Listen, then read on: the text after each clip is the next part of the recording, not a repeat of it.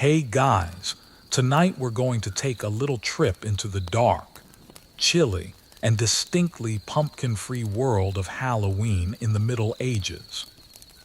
Because yes, long before the days of pumpkin spice everything and skeletons on your lawn, Halloween was a whole lot stranger. There was no trick-or-treating, no $60 rubber masks, and you might want to sit down for this, no fun-size candy bars. What they had instead were massive ancient bonfires, bread rolls with a mysterious purpose, and teenagers running around in animal pelts, all mixed with a good amount of deep, existential dread. If that sounds a bit like your last office party, then you're probably already halfway prepared. So, before you light up a candle and try to summon a decent Wi-Fi signal, go ahead and like this video and subscribe. But only if this is the kind of thing you actually enjoy. And feel free to drop a comment to let me know where you're tuning in from. Now go on and dim the lights. Maybe switch on a fan to get that ghostly breeze going, and get yourself comfortable. You could even wrap up in a blanket. You'll get bonus points if it's made of scratchy wool and has a faint smell of cabbage, just for that touch of historical accuracy. Let's play a little game of Have You Ever Wondered? Have you ever stopped to think about what people did before we had plastic pumpkins? How in the world do you carve a turnip, especially with a knife that's probably dull?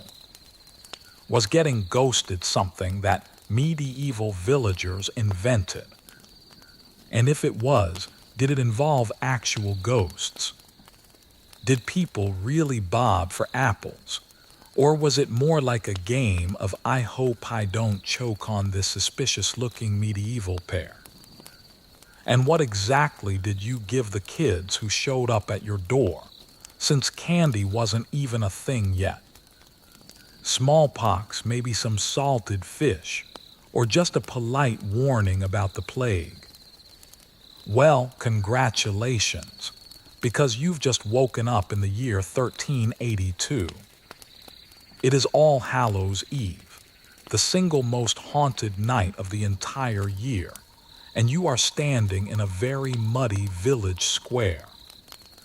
You're wearing your second worst tunic, and you're surrounded by roaring bonfires, a few drunken peasants, and the distinct smell of burning root vegetables. Good luck. This is the original Halloween. It was a strange mix of pagan bonfire celebrations, a bit of Christian rebranding, and a whole lot of general nervousness about the dead. Forget about plastic bats. In this world, you're worried about actual spirits, and they might be hungry for a snack, or maybe even one of your toes.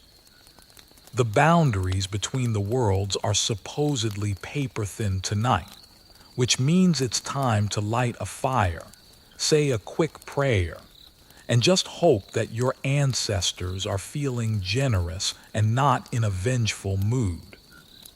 Let's really set the scene here. It's late October. All the crops have been harvested. The nights are starting to get colder, and you are down to your very last pair of dry socks, which, by the way, are made of woven goat hair. You're holding onto the lingering hope that you won't get trench foot before the winter really sets in.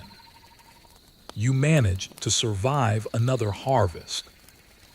And now, as the days get shorter and the wind starts to sound a lot like your mother-in-law's disapproval, your village is getting ready for Samhain. That's pronounced Samhain, as in you're sewing over your head with all these spirits. And buddy, Samhain is old. like nobody really knows when it started old.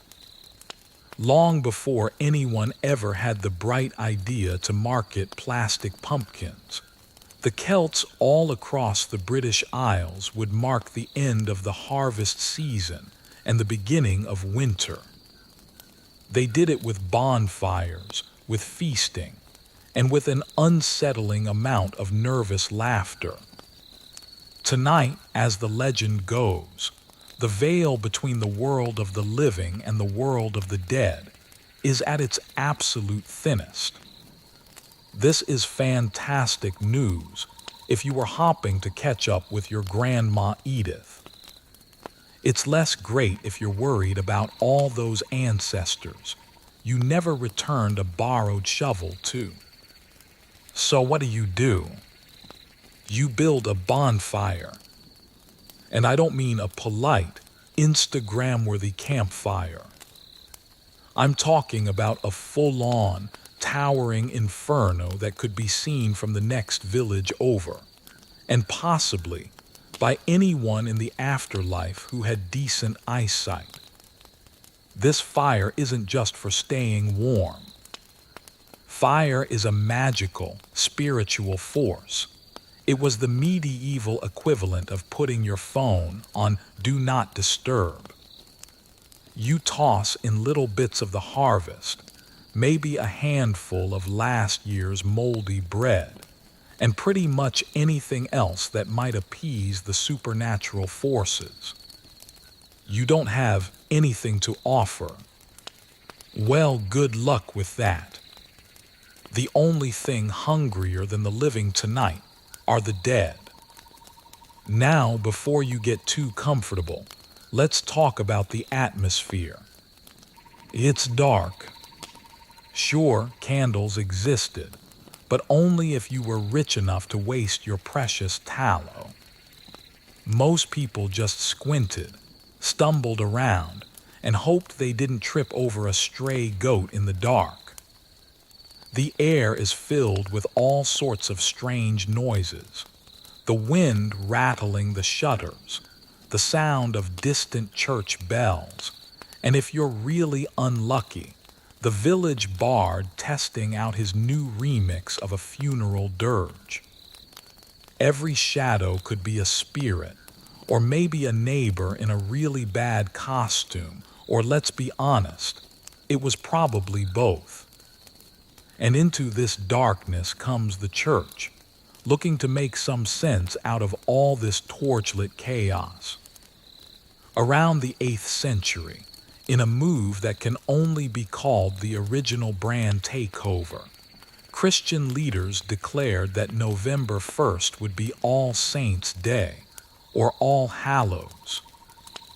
That meant October 31st became All Hallows' Eve, which eventually got shortened to Halloween. All of a sudden, your bonfire party is now the official pregame for going to Mass, and your prayers are now directed not just at your ancestors, but at an ever-growing list of saints.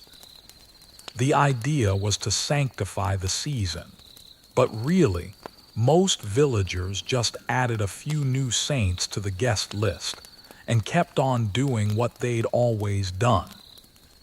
Meanwhile, everyone is still worried about the ghosts. People would wear disguises, usually made out of old rags, animal skins, and whatever was left in the barn after the cows had their way with it. The theory was, if a spirit comes calling, maybe they'll mistake you for one of their own and just move along. In reality, it was just a good excuse to hide your face and anonymously make fun of your neighbor, Gerald, for stealing your turnips again. The result of all this is a holiday that's part harvest festival, part group therapy session, and part supernatural insurance policy. There's singing, there's eating, there's dancing, and there's that constant, low-level anxiety that something is about to go terribly, terribly wrong.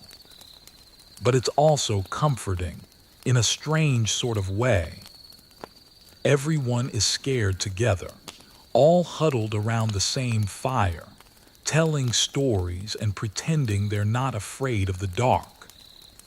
So, as the flames crackle and the wind rattles the shutters, you just sit back in your lumpy tunic and remind yourself, if the dead really are out and about tonight, at least you've got a big fire, a community, and the world's most haunted loaf of bread.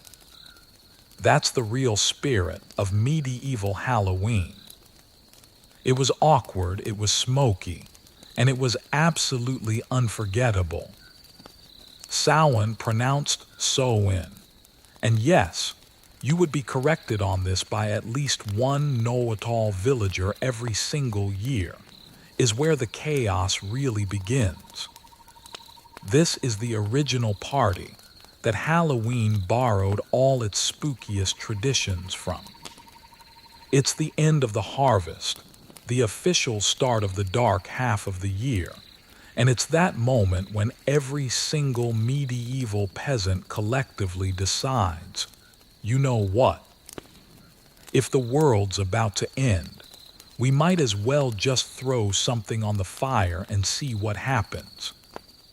Just picture yourself trudging through a muddy village lane, under a sky so black it looks like the sun completely forgot you existed. There's a sharp chill in the air, but up ahead, you can see the orange flicker of a fire.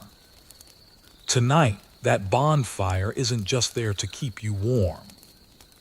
It's a blazing insurance policy against every single thing that goes bump, or howl, or moan in the night.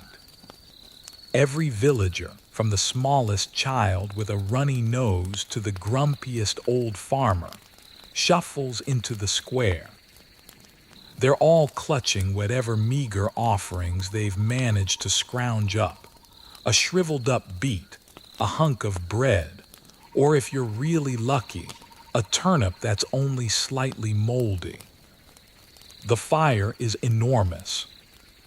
Not just roast a marshmallow enormous, but more like sacrifice your eyebrow hair to the gods enormous. The village elders, who all look suspiciously like they were carved out of old tree roots, lead the ritual with very serious faces and slightly singed cloaks. Offerings are tossed into the flames, with little prayers whispered under their breath. Keep my cows alive. Please let my son find a wife. Please, for the love of all things holy, let next year's oats grow better than this year's. It's both a celebration and a desperate negotiation with the universe. So why is everyone so nervous? Because tonight, according to the legends, the boundaries between this world and the next are as thin as tissue paper. The dead, the fairies, and all sorts of otherworldly beings get a free pass to wander wherever they please. You could bump into a long-lost ancestor, a mischievous trickster spirit, or just your neighbor Thomas, who's wearing half a sheep for warmth and looking more supernatural than usual. Everyone's on edge, everyone's watching the shadows, and the old folks just keep muttering about omens and curses. And that one time back in '67 when someone forgot the bonfire and the chickens started laying square eggs. But the real highlight of the night has to be the costumes, or as much as you can call whatever you manage to glue, tie, or drape over yourself in the dark, a costume.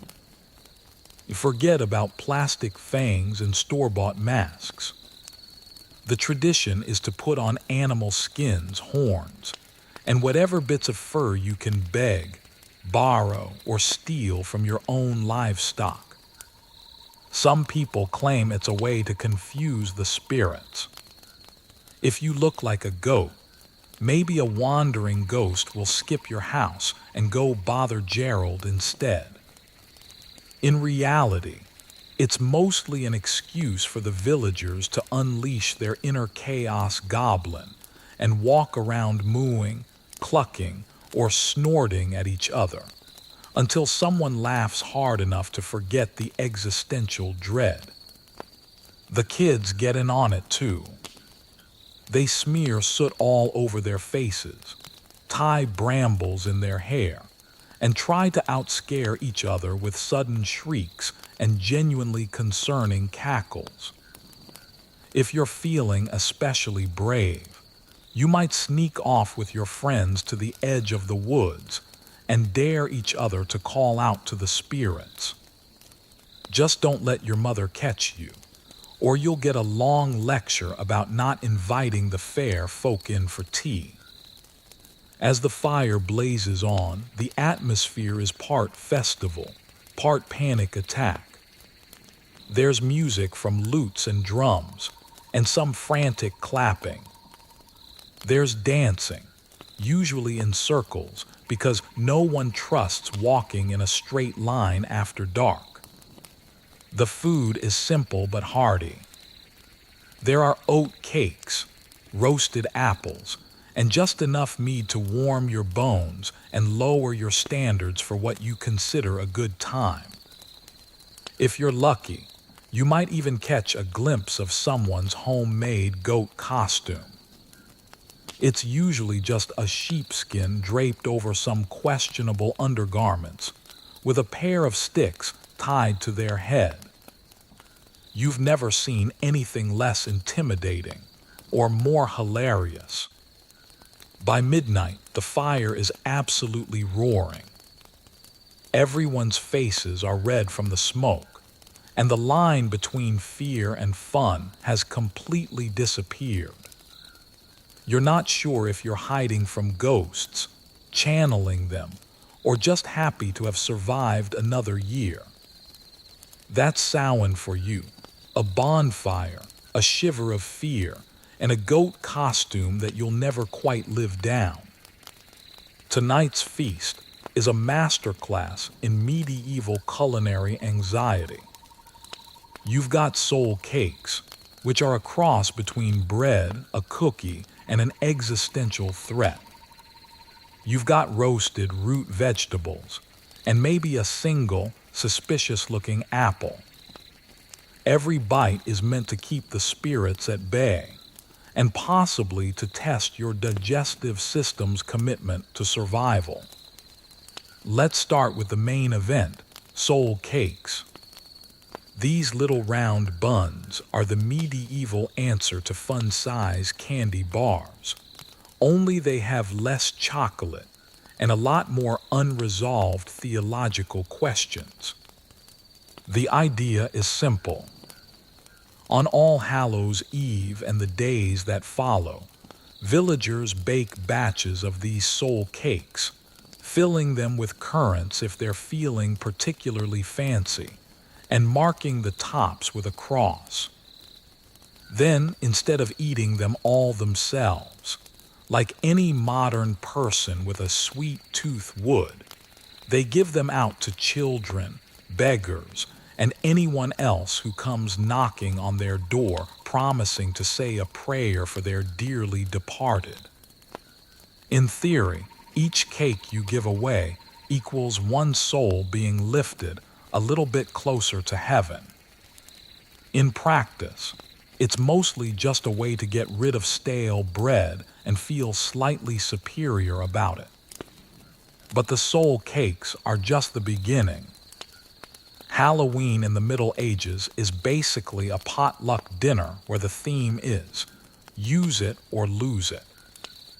The harvest is over, winter is on its way, and everything in your pantry is just a few days away from becoming a science experiment. If you have cabbages, onions, leeks, or turnips, then congratulations.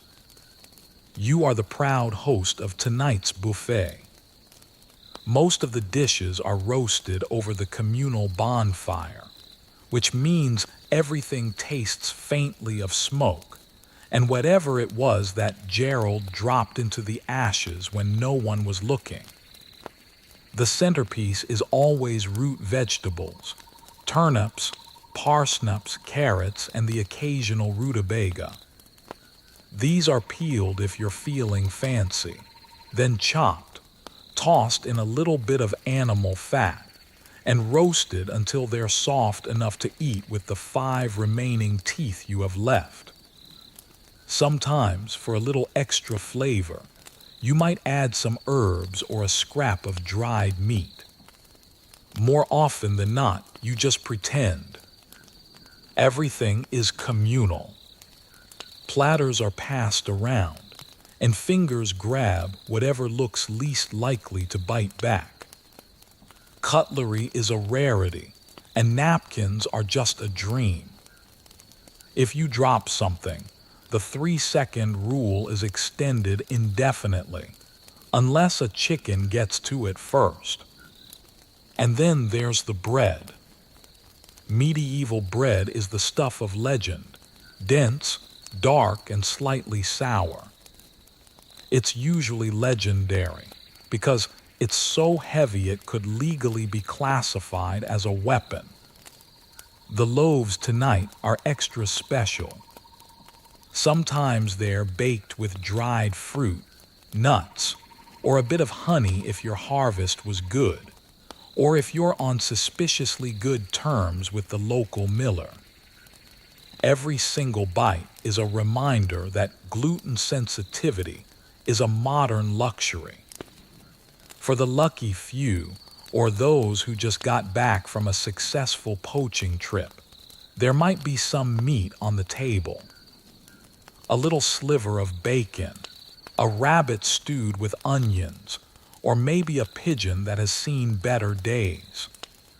Salted fish is another staple, though you'll probably want to avoid making eye contact with it if you hope to keep your appetite. If cheese makes an appearance at all, it's firm, sharp, and just pungent enough to remind you that it was once a living thing. Of course, you need something to wash it all down with. Water is basically a death wish, so you're drinking weak ale or cider, and that includes the children. The mead, which is made from whatever wild honey the bees haven't weaponized yet, is reserved for special toasts, or for that one uncle who's already fallen asleep by the fire. And for dessert, well, if you count an apple that's been baked in the embers until it explodes, then you're in luck. Sweets are rare, but nuts, especially hazelnuts and walnuts, are tossed in the fire, cracked open, and eaten by the handful. Sometimes dried fruits make an appearance, usually chewier than a blacksmith's shoe, but sweet enough to make you forget that sugar is more expensive than your neighbor's entire house. The food isn't just about calories. It's about ritual, about sharing, offering, and praying. Every bite connects you to your ancestors, and more importantly, it gives you one last taste of warmth before winter truly sets in.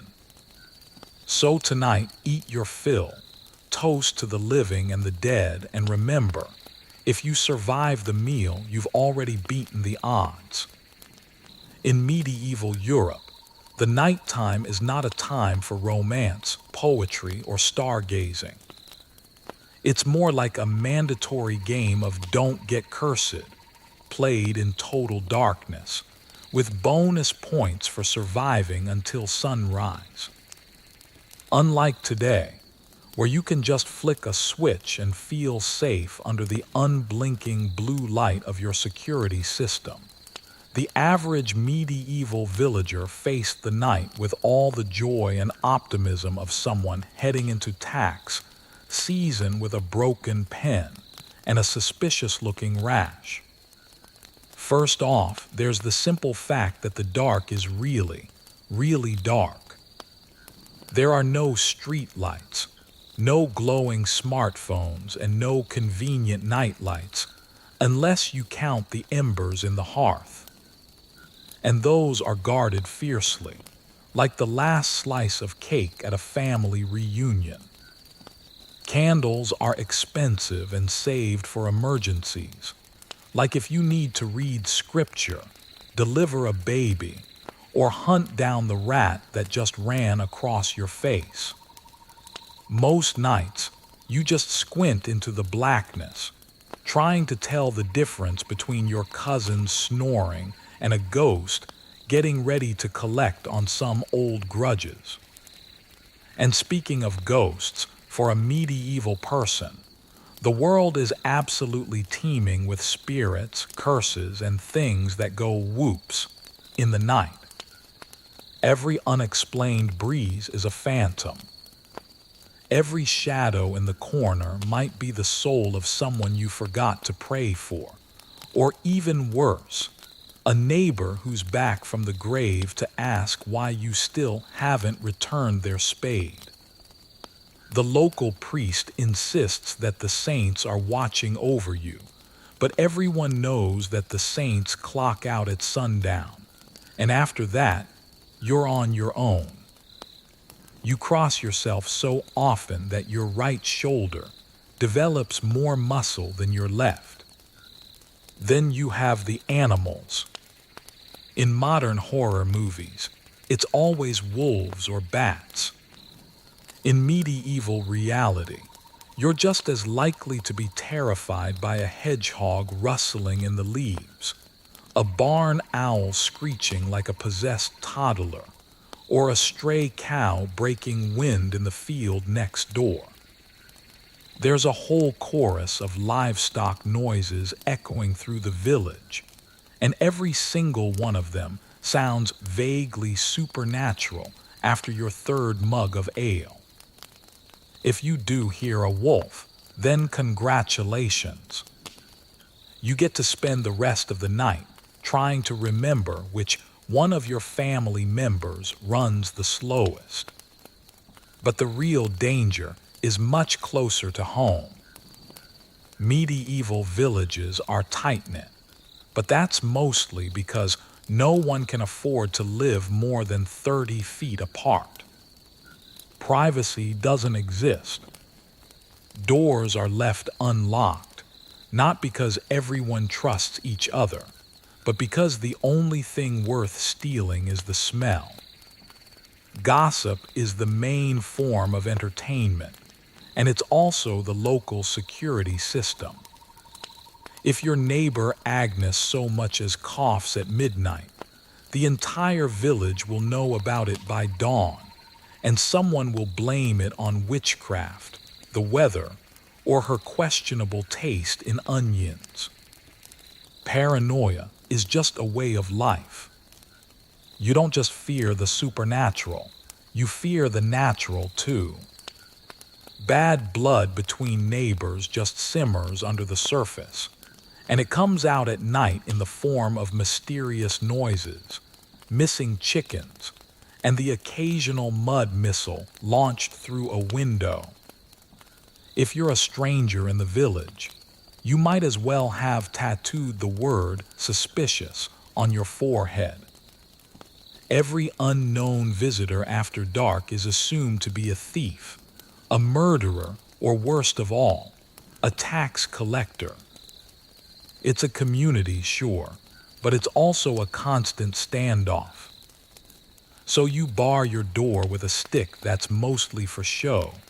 You whisper a prayer to every saint you can possibly remember, and you lie awake listening to the world conspire just outside your walls. Somewhere in the dark, an owl hoots, a dog barks, and your stomach growls in a way that could definitely be mistaken for a banshee if you weren't careful. The night just stretches on, heavy and full of secrets, as you hope desperately that the only thing that visits you is sleep. Because in the medieval night, you fear not only what you can't see, but what you know all too well. Forget about Netflix or TikTok. On Halloween in medieval Europe, your prime source of entertainment is the ancient art of scaring yourself and your entire family silly with ghost stories told by candlelight. You don't have surround sound or a jump scare algorithm. What you do have is a handful of rushlights, a room full of nervous relatives, and the collective memory of every weird thing that's ever happened in the village. You settle in for the evening, all of you huddled near the hearth, hoping that this year the tailies are only slightly less traumatizing than last year's, and that the only thing you'll lose sleep over is the draft coming from under the door. The rules of medieval ghost storytelling are simple. First, the room has to be dim. The fewer candles, the better. Rushlights sputter and smoke, filling the hut with shadows and just enough light to see the whites of everyone's eyes. The children are sent to go fetch more firewood, not because anyone actually needs more, but so the adults can lower their voices, throw in some extra gory details, and practice their creepiest delivery. If someone outside happens to hear you, that's great. That's just free advertising for your family's haunted brand. You start off naturally with local legends. Every single settlement has at least one. There's the restless plowman who walks the fields at night, searching for the ox he lost in the great flood of '49. Or there's the weeping maiden who stands by the old millstone, her cries mixing with the sound of the wind. The best stories are the ones that are close to home, tied to places you pass by every single day. The point isn't just to scare you. It's to make every dark corner and unfamiliar sound after sunset feel personal. Suddenly, every creek, every lane, and every garden gate is a potential doorway to the afterlife. You've also got tailies of wandering spirits, the so-called revenants who rise from their graves on All Hallows' Eve, hungry for a meal, a memory, or just someone to acknowledge that their burial wasn't exactly up to code. These ghosts aren't subtle. They bang on windows, they howl through keyholes, and they move tools around just enough to make you question your own sanity. Occasionally, you throw in a story about a phantom monk who appears in the churchyard, warning anyone who will listen to stop singing off-key during Mass, or else. No ghost story is complete without a good curse. Maybe it's the tale of the old woman who refused to give her last loaf of bread to a hungry stranger, only to be haunted every night by shadowy figures and mysterious knocks.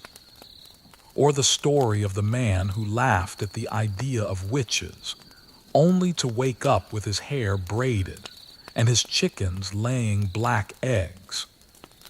Every story is a lesson. Be kind to travelers. Never mock the supernatural. And always, always keep a clove of garlic in your shoe, just in case. Naturally, these tailies get more elaborate as the night goes on, and the mead starts to disappear. Someone's uncle once saw a horse with eyes like lanterns. Another person claims their grandfather met the devil himself, who offered him a great deal on some cheese, but only if he promised to never tell anyone the recipe. By midnight, you're not sure if you're more afraid of the dead or your own family's creative storytelling. The kids, of course, pretend to be unfazed by it all, but you notice them inching closer and closer to the adults. Even the bravest adults are secretly clutching their amulets or crossing themselves just a little more than usual. Someone is always left jumping at the sound of the wind or accusing their little brother of poking them with a stick. Eventually, as the fire dies down and the candles flicker, everyone heads off to bed, replaying the stories in their minds. You tuck your feet in tight, just in case anything tries to grab them from under the bed. Sleep does come, but not before you promise yourself that next year, you'll just tell stories about heroic turnips or lost sheep. But you know you won't, because nothing beats a good ghost story, especially when all you have to keep out the darkness is a smoky candle and the hope that the dead prefer someone else's house. You don't have a spirit Halloween superstore, and nobody is scrolling through Pinterest for last-minute ideas. Tonight, in your muddy medieval village, a costume is anything you can find that isn't currently attached to a living animal or a family member. The goal isn't to look glamorous or clever. The goal is to scare off the dead, confuse the living, and maybe, just maybe, disguise yourself from whatever spirit is holding a grudge about that turnip incident from last year. You start by rummaging through the family chest, which mostly holds disappointment, some spare twine, and that one shirt you only wear to funerals. If you're lucky, you'll find a tattered piece of sheepskin or some ancient, crusty cloak that smells like both feet and secrets. The best medieval costumes rely on a mix of creative panic and a willingness to accept that dignity is completely overrated. Do you want to look like a lost soul wandering the earth? Just drape yourself in an old flour sack, tie some dead weeds around your waist, and rub soot on your face until your own dog starts barking at you. Animal disguises are all the rage, for reasons that are both mystical and practical. The thinking goes, if you wear the head or the hide of a beast, you might trick any vengeful spirits into leaving you alone. The reality is, you'll also trick everyone else into keeping their distance, which is basically the dream. Tonight, half the village is stomping around in clumsy hooves, ragged furs, and cow horns strapped to their foreheads with a piece of string. You catch a glimpse of your reflection in a puddle and think, wow, I look like I lost a fight with a scarecrow and a bucket of glue. Mission accomplished. Children are especially enthusiastic about looking terrifying, which is easy because medieval children are already covered in dirt, bruises, and questionable decisions. Some of them smear ashes on their cheeks, stick feathers in their hair, or fashion claws out of beetroot peels. If you see a group of children running through the street, shrieking at each other and looking like miniature bog monsters, you know the costume contest is in full swing. The only real rule is, the scarier the better. If you can get Agnes the baker to scream and drop her bread, you win eternal bragging rights. The adults go all in too. Some of the men wrap themselves in bedsheets. The one time a clean piece of linen appears in public, and lurch around pretending to be the restless dead. Others try to become a part of the darkness itself, smearing themselves with lamp black and skulking around corners. A favorite trick is to hollow out a turnip, since there are no pumpkins here, and carve a grotesque face into it. Then you stick a tallow candle inside and carry it under your cloak for maximum jump scare potential. If you're caught without a disguise, you might just toss a cloak over your head and claim you're a mysterious traveler, a lost pilgrim, or someone who just really hates making eye contact. Face masks are, for the most part, reserved for those with the skill and the time to craft something from scraps of leather, bark, or if you're feeling particularly bold, a dried pig's bladder. The effect is always horrifying and never, ever fashionable. There's no such thing as being on trend. If your mask makes bobbies cry and old men cross themselves, you're all set. Just hope you don't have to take it off in a hurry, or you might discover you've used the last of the household glue, and now you can't get it unstuck until Christmas. By the end of the night, no one can remember who's who, and that's kind of the point.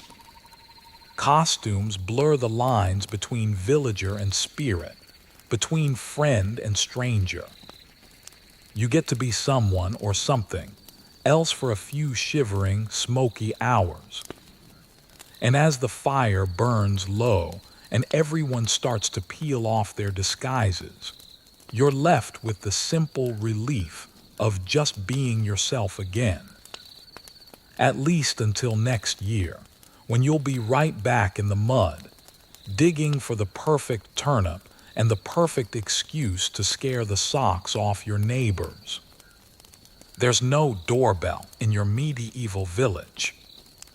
If you want to knock on someone's door, you just bang on it with a stick, your fist, or whatever else is handy. A goat in some cases. Tonight, you're not just visiting your neighbors for some idle gossip. You're going soul caking. It's the original trick or treat, but with a lot more theology and a lot fewer dental bills. Here's how it works. On All Hallows Eve and the days that follow, you and a group of your friends, or possibly enemies, it's hard to tell in those costumes, bundle up and make your way from one house to the next. You sing, you recite poems, and sometimes you just demand. The goal is simple: to receive a soul cake, which is a small, round bun marked with a cross and is about as sweet as medieval life ever gets. Or maybe you'll get a piece of fruit, a handful of nuts, or a rare and precious coin. In return, you promise to say a prayer for the souls of their departed loved ones. It's an even trade, calories for some cosmic insurance. Of course, this all starts with a song. It's not a pop anthem or even a tuneful hymn, but a slightly off-key chant that is known by every child who's ever been bribed with bread. Something like, a soul cake, please good mistress, a soul cake, repeated over and over again until someone finally gives in, opens the door and surrenders their stash. The lyrics are half plea, half threat. If you're lucky, the neighbor will hand out a cake and toss in a few dried apples for good measure. If you're unlucky, you get a stern lecture about using your inside voice and the importance of respecting your elders, both living and dead. Soul caking is open to all ages, though the most enthusiastic participants are usually kids and the occasional teenager who is desperate for some extra carbs before winter hits. There's a strategic element to it, too. The best houses are the ones with the softest cakes, the most generous handouts, or, as legend has it, a hidden stash of real honey cakes that are reserved for only the most persistent or well-connected singers. By the time you reach the end of the street, you've sung yourself hoarse, you've filled your basket with half-stale buns, and you've said so many prayers. You've probably shaved at least 6 months off purgatory for your entire extended family. The trick part of trick-or-treating is a little bit different here. If you're denied a soul cake, you don't egg the house or toilet paper the bushes. For one thing, you don't have eggs to waste, and toilet paper hasn't been invented yet.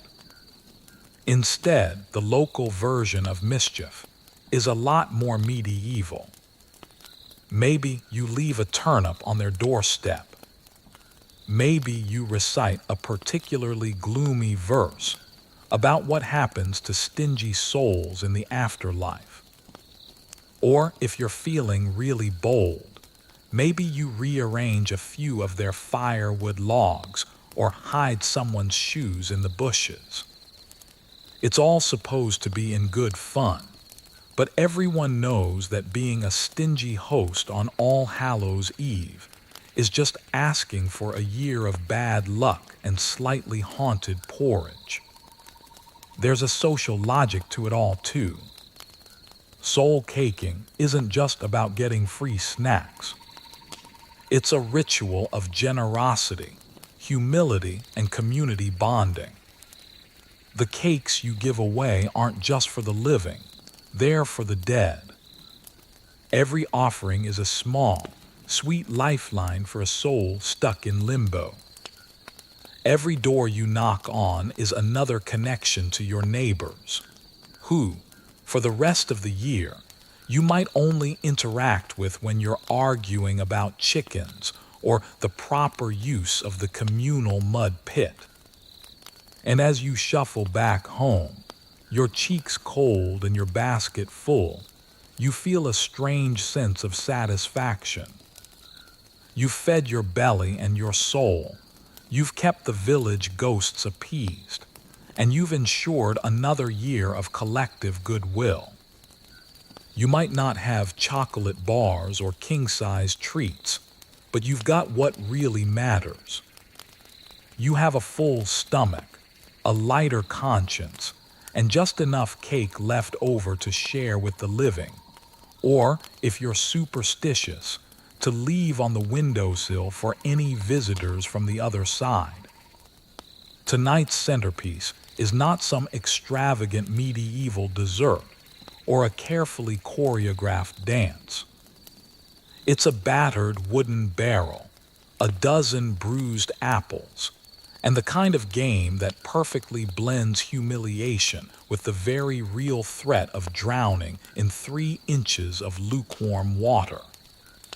Welcome to bobbing for apples, medieval style. It was the original party game for people who couldn't afford playing cards and who thought that head colds build character. Here's how it all goes down. The barrel is rolled into the village square, sloshing suspiciously because it's been used for everything from making cider to doing laundry, and at least once for transporting a goose with trust issues. Someone fills it halfway with well water, which is just cold enough to make you regret every single decision that led you to this moment. Then a dozen apples, picked if you're lucky, foraged if you're not, are dumped in. They float on the surface like innocent little testaments to the unpredictability of medieval plumbing. The rules are delightfully simple. You kneel down, put your arms behind your back. No cheating, Agnes. We all saw you last year, and plunge your face into the freezing water. The objective is to bite an apple before you either run out of breath or dignity, whichever comes first. For the spectators, it's the best entertainment of the entire season. For the contestants, it's somewhere between an endurance sport and a public health risk. There is some strategy, of course. Some people go for the quick, aggressive dunk, and they emerge with an apple clamped between their teeth and a look of victory in their eyes. Others just bob gently, nudging the apples with their noses before realizing the only thing they've caught is a mouthful of someone else's spit.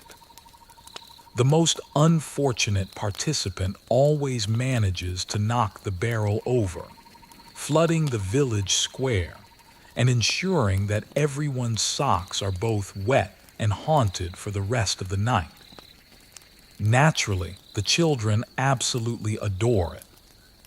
There's giggling, shrieking, and the occasional burst of tears when someone gets an accidental nose full of water. The adults claim to play just for fun, but really, they're out to prove that years of hard living have given them the jaw strength of a prize-winning donkey. The local tough guy insists he can catch 2 apples at once, right up until he nearly swallows a worm and spends the rest of the evening coughing theatrically over by the bonfire. And let's not even get started on the hygiene. Medieval villagers are a tough crowd, but even they know that the barrel is more of a soup of humanity than a sanitary vessel. By the end of the game, the water is flecked with straw, hair, and little mystery bits that nobody wants to claim. If you're lucky, you come away with nothing worse than a sore neck and the knowledge that your immune system has just gotten a serious workout. If you're unlucky, you might discover the next day that the real trick of Halloween is that, congratulations, you've caught Gerald's cough. Bobbing for apples isn't just a game, though. It's a test of your luck, a badge of courage, and a communal exercise in ignoring germs. And somehow, it's all wrapped up in the idea of fortune-telling. Medieval folklore insists that if you successfully grab an apple on your first try, you'll get married within the year. If your apple slips away, you can look forward to another 12 months of solitude and increasingly pointed questions from your grandmother. So, as the last apple is finally fished out and the barrel is tipped over to clean itself out in the street, you dry your face on your sleeve and accept your prize. A slightly bruised apple and a story to tell. Maybe you won. Maybe you just survived.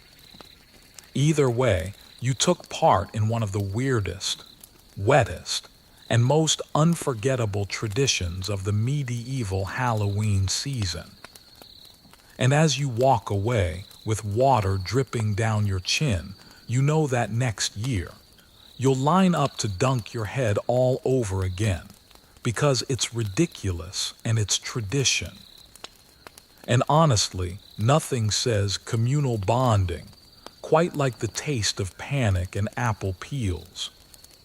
You probably think of Halloween as a night when anything goes. You've got pranks, costumes, and public apple dunking.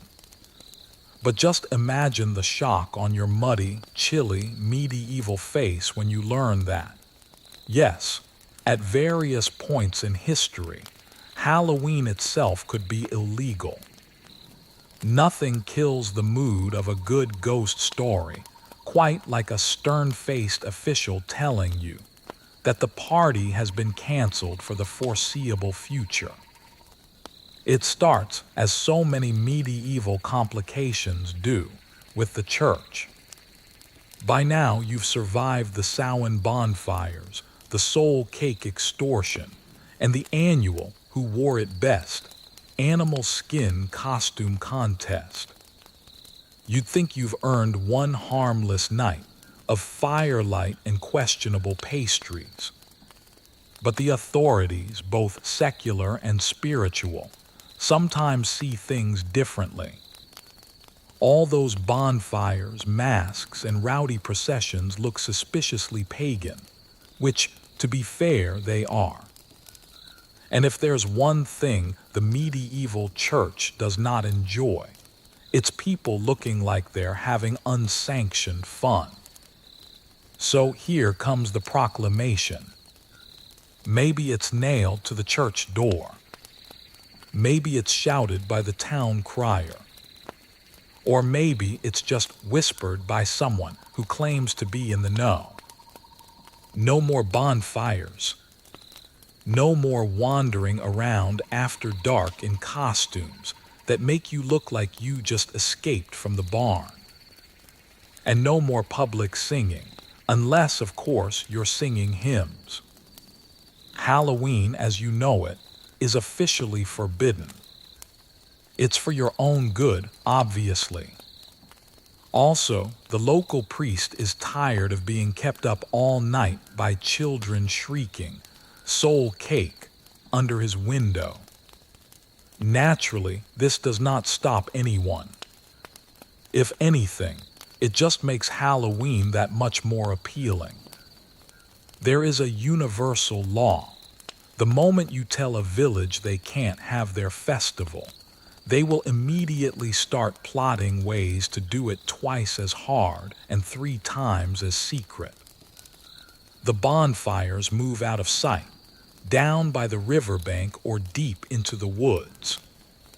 The costumes become less obvious, at least until someone gets creative and turns a sheep's bladder into a mask.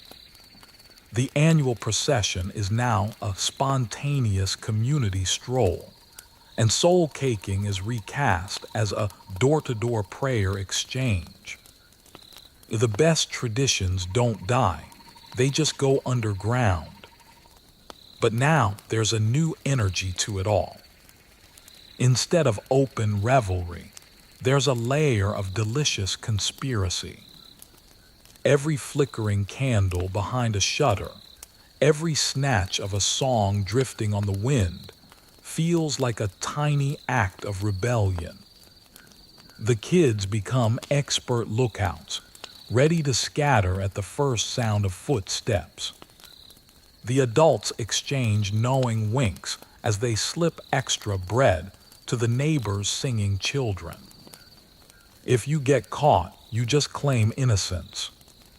"No, Father, I was just testing my new firewood." The costumes, they're for scaring away wolves. The singing, it was definitely about Saint somebody or other. Still, the authorities do occasionally crack down. If you're especially unlucky, your village might get a visit from an overzealous official, a man whose greatest joy in life is putting out fires, both literal and metaphorical. The punishment for an illegal Halloween varies. Sometimes it's a fine, sometimes it's a night in the stocks. Sometimes it's a particularly stern lecture about the dangers of paganism and the fate of your immortal soul. In the worst cases, repeat offenders are shamed in front of the entire community, an ironic twist, since everyone was probably at the illegal bonfire anyway. Yet somehow, every single year, Halloween survives. The old stories are told a little softer. The cakes are passed around a little more discreetly. And the bonfires, forbidden as they may be, are rekindled the moment no one's looking.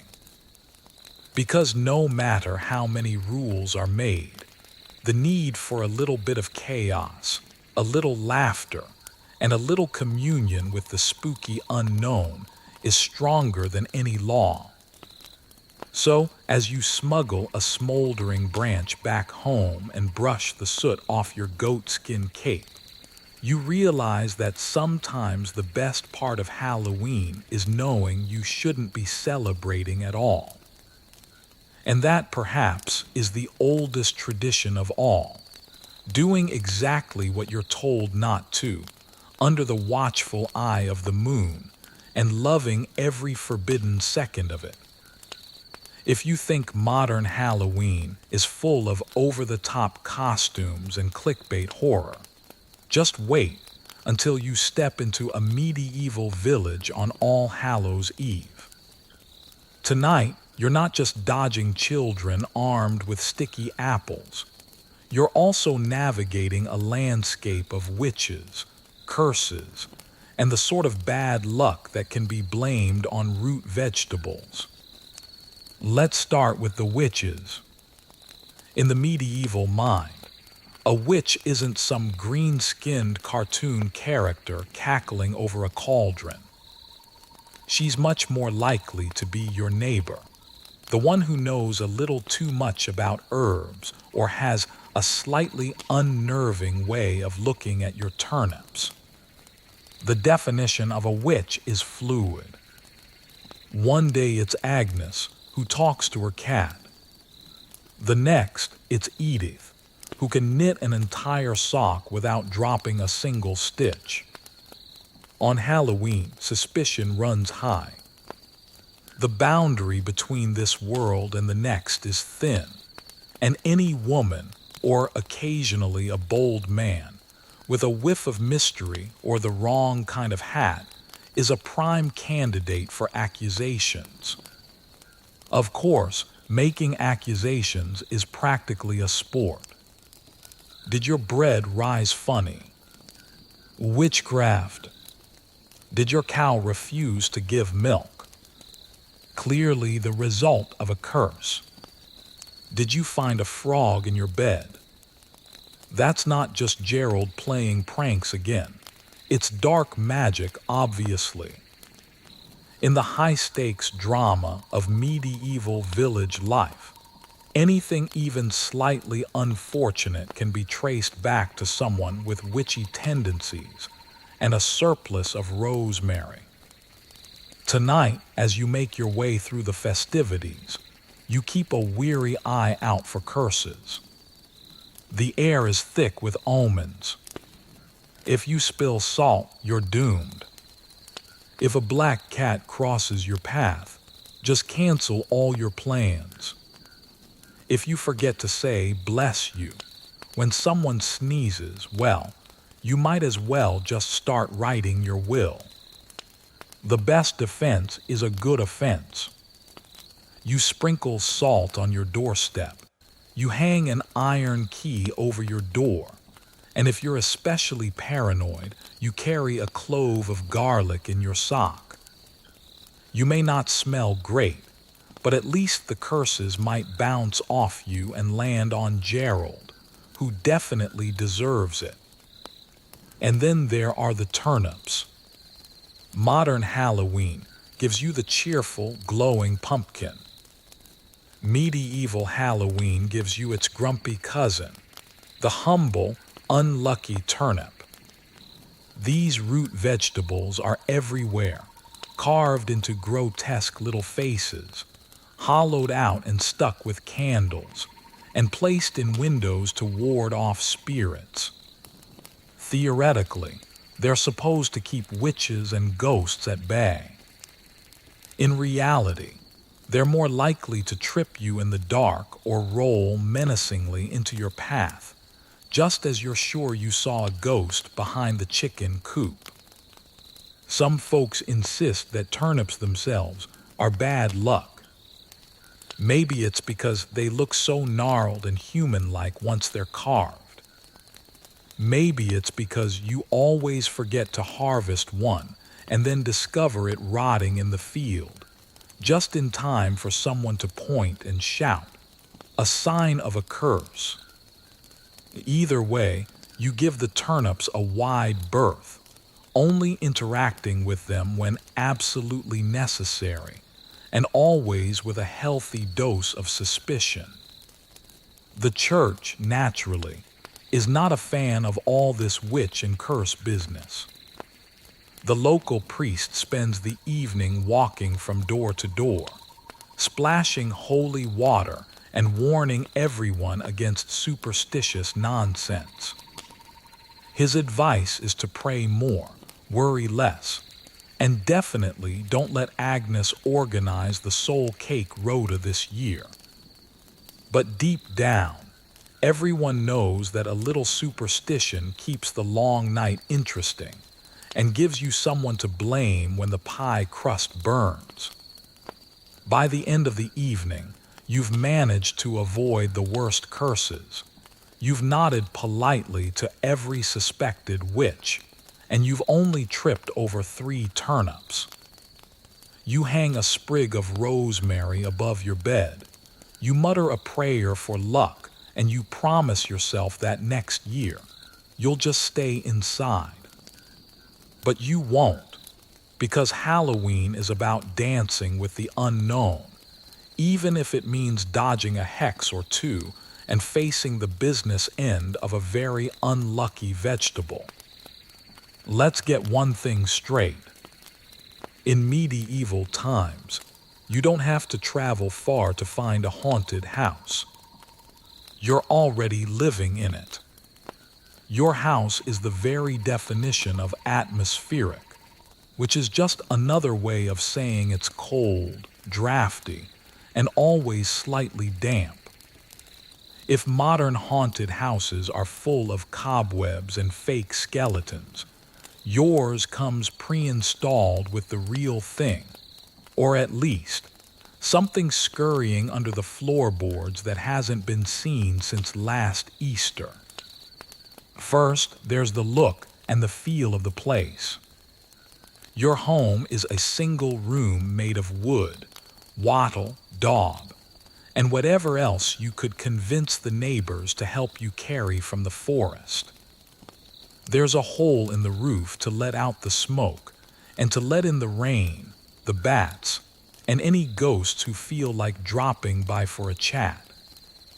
The floor is just dirt, possibly sprinkled with straw if you're lucky, or whatever's left of last year's rushes if you're not. Every step you take is either a gentle crunch or a squish, depending on the season. Now let's talk about the sound. The wind whistles through the walls, rattling the shutters and making the door creak at precisely the wrong moment. If it's not the wind, it's the local mice staging what sounds like a jousting tournament up in the rafters. The timbers pop, the fire hisses, and every now and then something thumps in the darkness. Is it a ghost? Is it a burglar? Or is it just Gerald sleepwalking again and looking for his missing shoe? You can never be sure, which is half the fun and all of the anxiety. The scent. It's complex.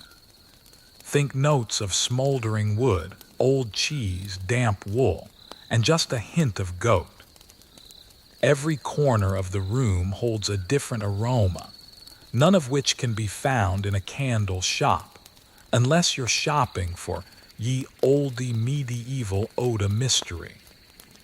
And yet, after a few years, you stop noticing it, except when a guest arrives and tries very hard to breathe only through their mouth.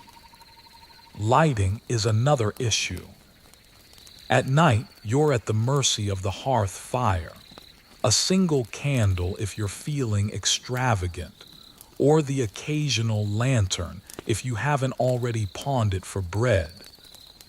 Shadows creep up the walls, turning your own coat into a looming monster, and your neighbors knitting into something with way too many arms.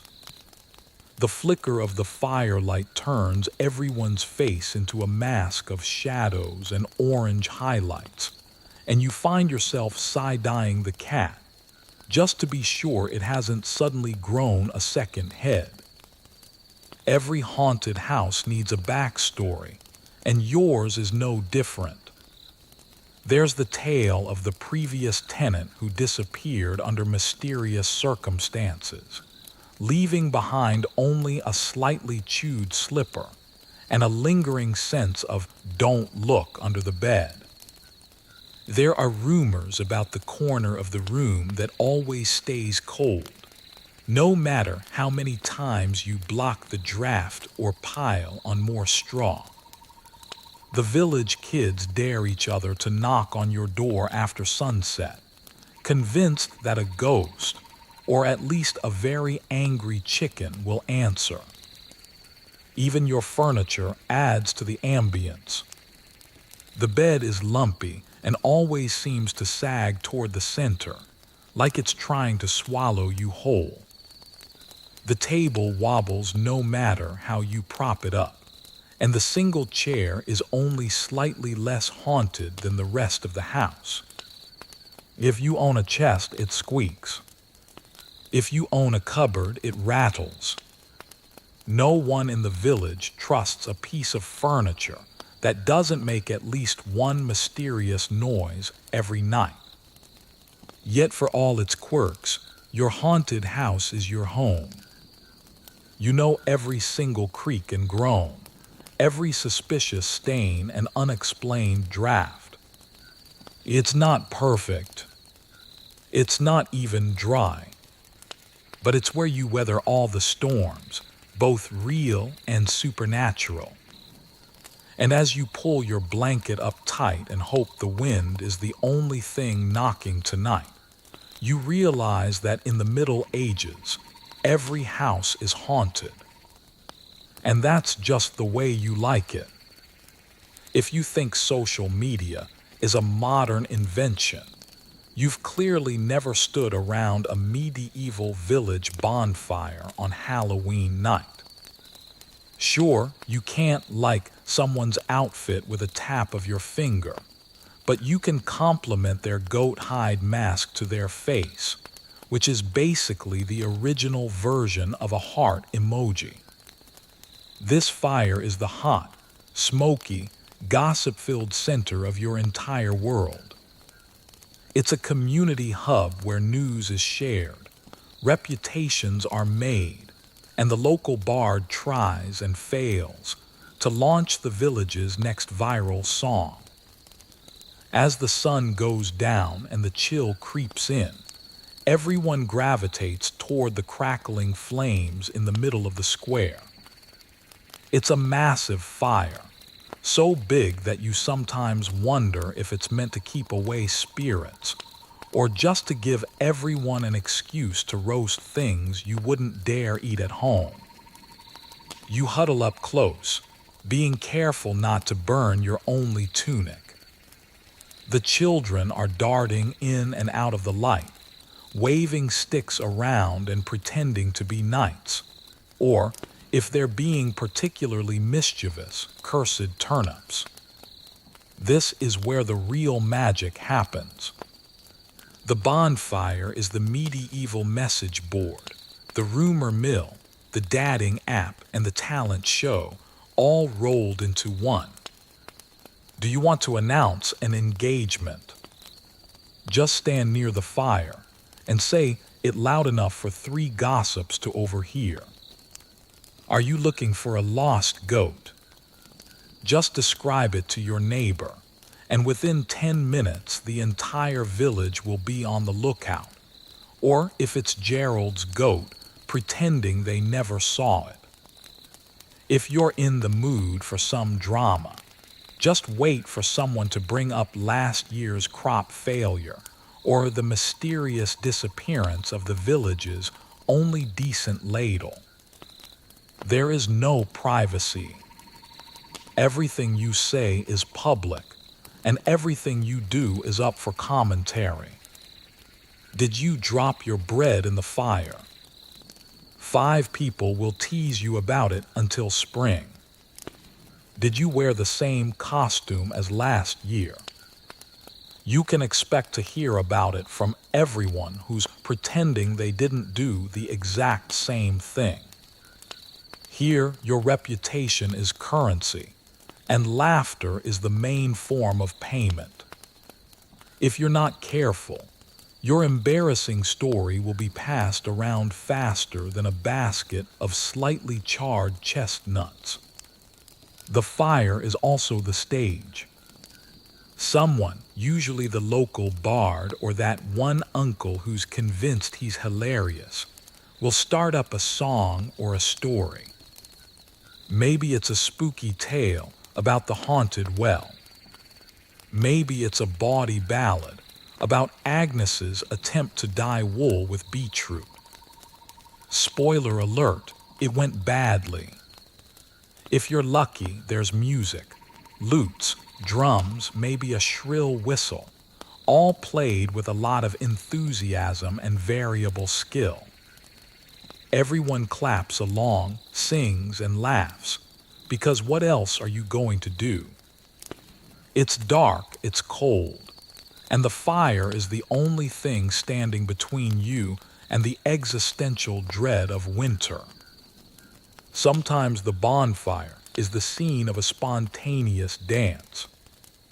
You grab hands with whoever's nearby, you circle the fire, and you just hope no one notices how many toes are getting stepped on.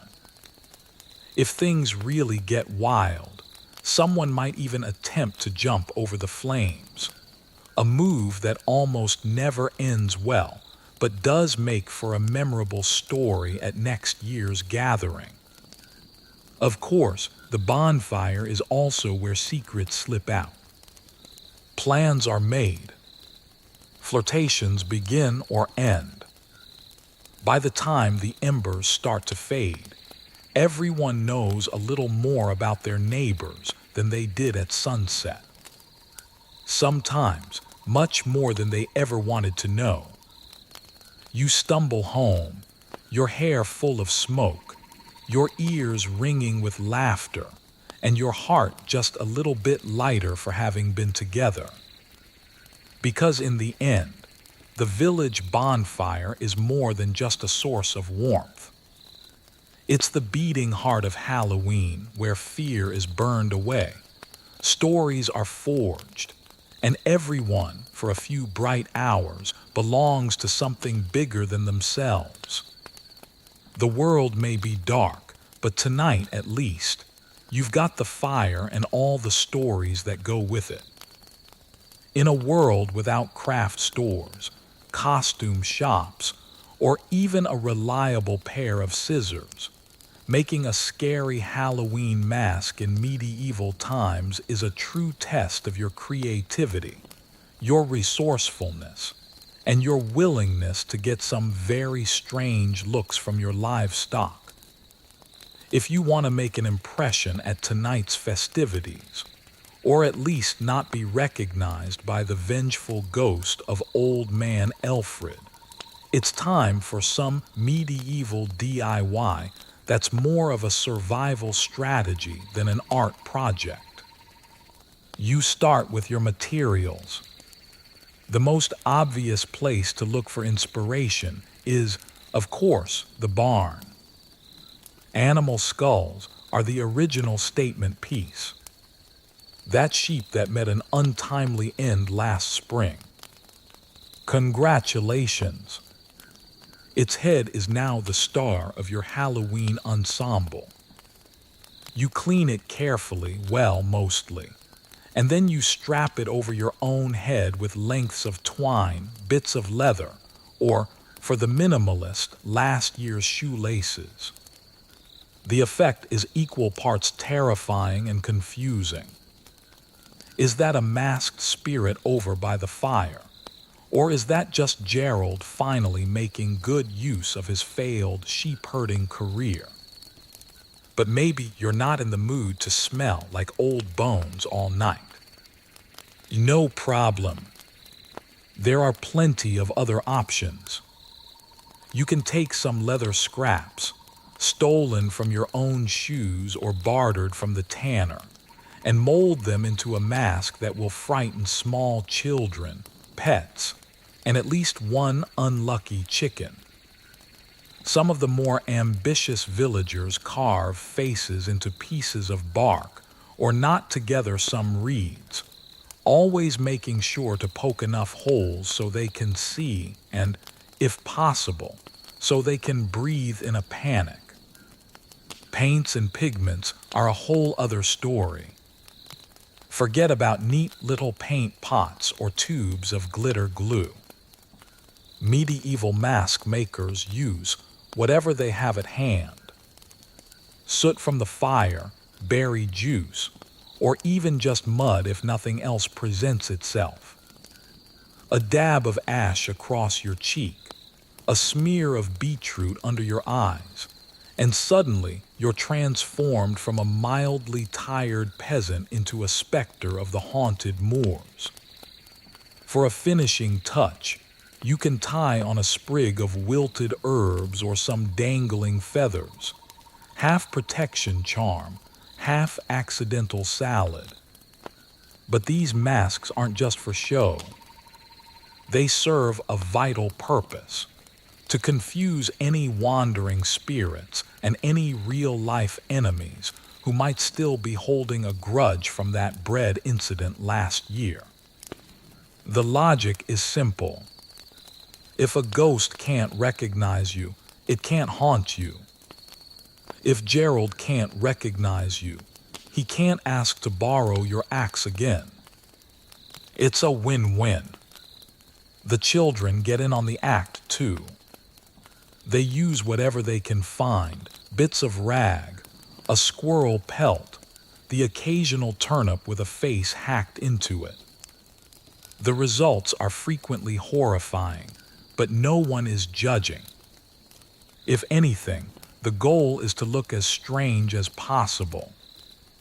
There's always at least one kid who manages to combine sheep bones, a blackened potato, and what's left of someone's Sunday shirt to such an alarming effect that even the priest crosses himself twice.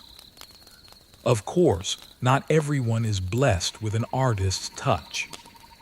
Sometimes, in the rush of preparations, you end up with something that looks less like a spirit-scaring terror and more like a misshapen owl having a very bad day. But that's the beauty of medieval DIY. Nobody's keeping score. And if your mask falls apart halfway through the evening, you can just claim it was a deliberate attempt to appear as if you were in the process of transformation. After all, the masks are as much about fun as they are about fear. Underneath the bone, the leather, and the vegetable fragments, everyone knows each other's secrets. The disguise just gives you permission to act a little bolder, laugh a little louder, and, if you're careful, sneak an extra soul cake from the communal table. By the time midnight rolls around, the fire is full of discarded twine, feathers, and the occasional antler. The masks come off. Faces are wiped clean with cold water and scratchy cloth, and everyone agrees, at least until next year, that next time they'll start building their costume a few days earlier. In the end, medieval DIY masks are less about perfection and more about participation. You join the party, you scare a few of your friends, and you remind the village spirits that, for one night at least, humans can be just as terrifying as anything from the other side. If there's one thing medieval people excel at, it's believing in superstitions. On Halloween night, your village is like a living encyclopedia of ominous rituals, whispered warnings, and just-in-case habits. Forget about the modern lucky rabbit's foot or the fear of Friday the 13th. Here, survival is less about common sense and more about memorizing a whole bingo card of do's and don'ts, that might possibly keep you alive until sunrise. Let's start with your front door. No one leaves it open tonight, not because of the cold, although that's certainly reason enough, but because you never know what's lurking just outside. Spirits love an unguarded entryway. So you hang a bunch of dried herbs, rosemary, sage, and if you're feeling fancy, lavender, above the lintel. Some folks go a step further and nail an iron key or a horseshoe right next to the door. The logic behind it is that ghosts hate metal, especially when it's rusty and likely to give them tetanus. Then there's the business of thresholds. You have to step inside with your right foot first. Your left foot. Don't even think about it. The local superstition claims that starting off on the wrong foot invites trouble, illness, bad luck, or a visit from that one ancestor who never learned how to knock. And whatever you do, don't let a black cat cross your path on Halloween. If it does, you're advised to spin around in a circle 3 times, spit over your shoulder, and mutter a quick prayer to Saint Felix, the patron saint of "Please don't let this be the year I turn into a toad." Windows are another battlefield. You close them up tight, not just to keep out the chill, but to prevent any wandering souls from floating in and rearranging your furniture. Just to be extra safe, you prop up a candle in the window. This serves 2 purposes: to light the way for any friendly spirits and to signal to the unfriendly ones that you're on to their tricks. If your candle flickers or goes out, it's a sign that something is watching you. Or maybe you just need better tallow. Either way, it's a conversation starter. The mirror, meanwhile, is strictly off limits. Looking into a mirror at midnight is said to invite disaster. You might see your future, your own death, or, worst of all, Gerald standing behind you trying to borrow your cloak. To be safe, you cover every single reflective surface with a cloth, even if it means stumbling around your own house and tripping over a turnip in the dark. Food, too, gets the superstition treatment. You save a little bit of your dinner for the spirits. You leave a plate on the table, a crust of bread on the hearth, or a sip of cider by the door. It's not about charity, it's a bribe. The message is clear. Please take this and leave the rest of my family in peace. And don't you dare speak ill of the dead tonight. If you do, you might wake up tomorrow with unexplained bruises, missing socks, or the sudden, chilling ability to speak fluent Latin. And then there's language.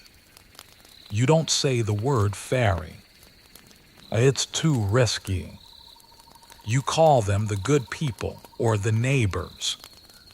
Likewise, you never compliment a baby or a new animal out loud, lest you attract the evil eye. You spit on the ground, you knock on wood, and you offer a hasty prayer for good measure. As midnight approaches, the rituals only intensify.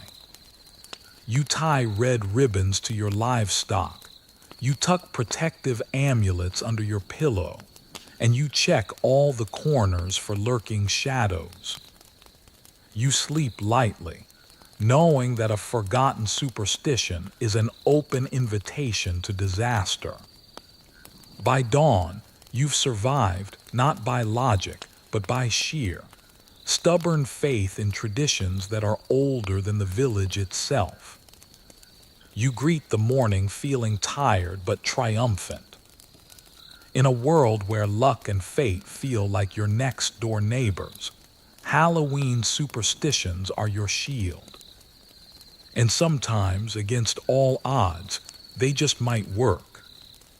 As the fire burns low and the night grows teeth, you realize that Halloween isn't just about spooking your neighbors or bribing small children with dry, slightly burnt cakes.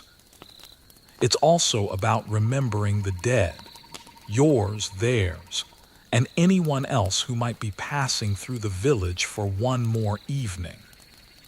In the medieval mind, tonight is a crossroads. The living and the dead are sharing a world just for a little while, and if you want to survive, it pays to be polite. This is where the prayers begin. It starts with the toll of the church bell, a deep, somber sound that somehow manages to echo even in a village with only 3 buildings and a surplus of sheep. The priest emerges, his eyes red from equal parts piety and having just been woken from his nap, and he gathers everyone in the square. You join the procession, clutching your cloak tight and eyeing the shadows, because there's nothing quite like a mass prayer to remind you of just how many relatives you've forgotten to mention by name.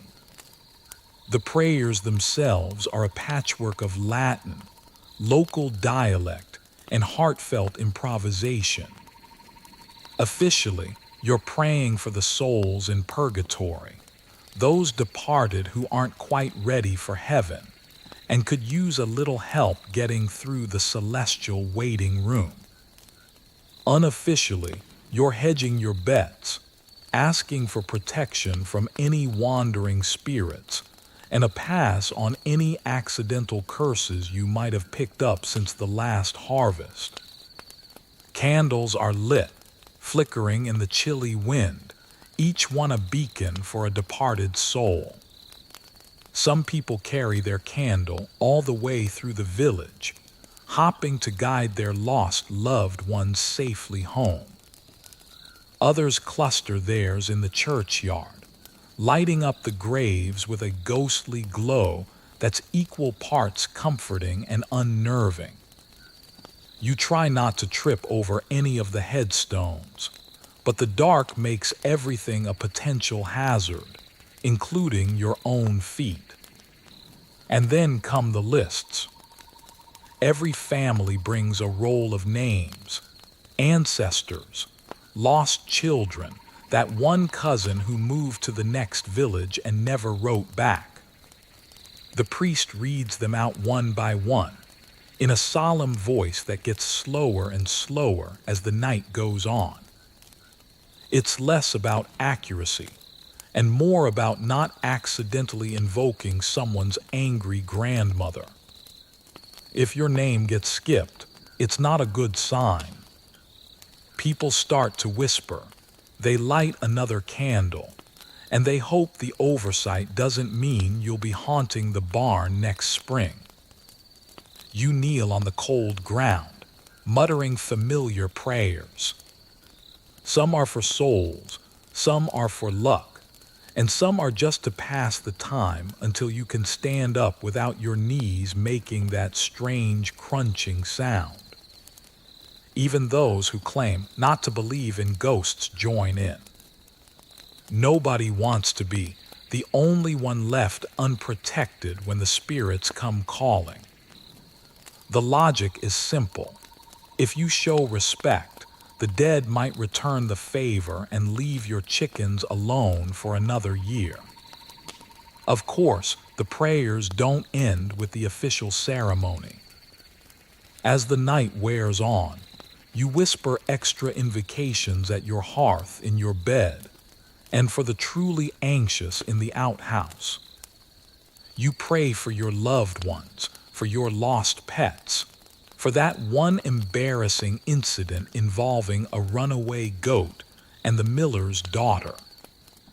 You promise good behavior, you offer up a bit of stale bread, and you hope that tonight at least your efforts are enough. It's a strangely comforting ritual in a world where loss is constant and the unknown is just outside your door. Remembering the dead is a way to hold on to hope, to feel the shape of your family, even when parts of it are missing. You finish your prayers, you blow out your candle, and you crawl into bed, hoping that you've honored the dead, appeased the restless, and secured a few more peaceful nights for the living. And if you dream tonight, may it be of ancestors smiling, of spirits passing by without stopping, and of a church bell ringing you safely into the morning. In the medieval world, that's as close to peace as you can possibly hope for. In a world where science has yet to make its grand entrance, and your most reliable protection against disaster is just in case, medieval villagers put their faith in rituals. Lots and lots of them. On Halloween, the urge to ward off evil, disease, and whatever else might slither in after dark reaches its yearly peak. You're not just lighting a bonfire and locking your door. You're embarking on a full-scale defensive campaign, armed with a handful of weeds, a pinch of salt, and enough amulets to make you rattle when you walk. Let's start with the herbs. Rosemary is for remembrance, sage is for cleansing, and mugwort is for, well, no one's quite sure, but the village wise woman insists it works. You hang bunches of the stuff over your door. You tuck sprigs of it under your pillow, and you scatter dried leaves in every single corner of the house. You're aiming for protection, but the side effect is that your home now smells like an overcooked stew that's been garnished by a sleep-deprived botanist. If anyone sneezes, it's taken as a good omen. The herbs are working, obviously. Then there's fire. It isn't just for warmth or for scaring away the odd passing wolf. Fire is your most ancient line of defense against things that go bump, hiss, or moan in the night. You keep the hearth burning, even if it means using your last stick of precious kindling. Some families set small candles in every window, just enough light to remind any spirits that they're not welcome, but not enough to burn down the entire house. Hopefully, the bravest souls will even carry a live coal from the bonfire back to their own hearth, believing it will protect their household for another year. If you happen to trip and drop it on your only rug, well, that's next year's problem. Now let's talk about amulets. There's a thriving cottage industry in the creation of protective charms. Most of them are homemade, and none of them come with a warranty. You might have a necklace made of dried garlic cloves, a little pouch of salt hung around your neck, or, if you're really trying to impress someone, a string of animal teeth collected from creatures that definitely died of natural causes, and not from you falling asleep on watch. Children get especially creative with their amulets. They use painted stones, braided yarn bracelets, or the ever-popular button tied to a chicken feather, which is for warding off nightmares and any unsolicited visits from Aunt Edith.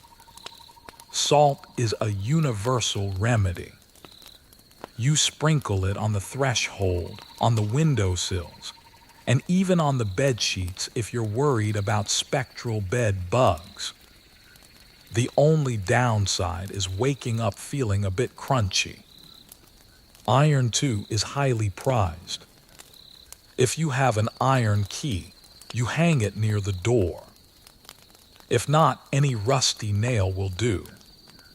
In a pinch, you can just wave a cooking pot around your head and declare yourself immune to curses.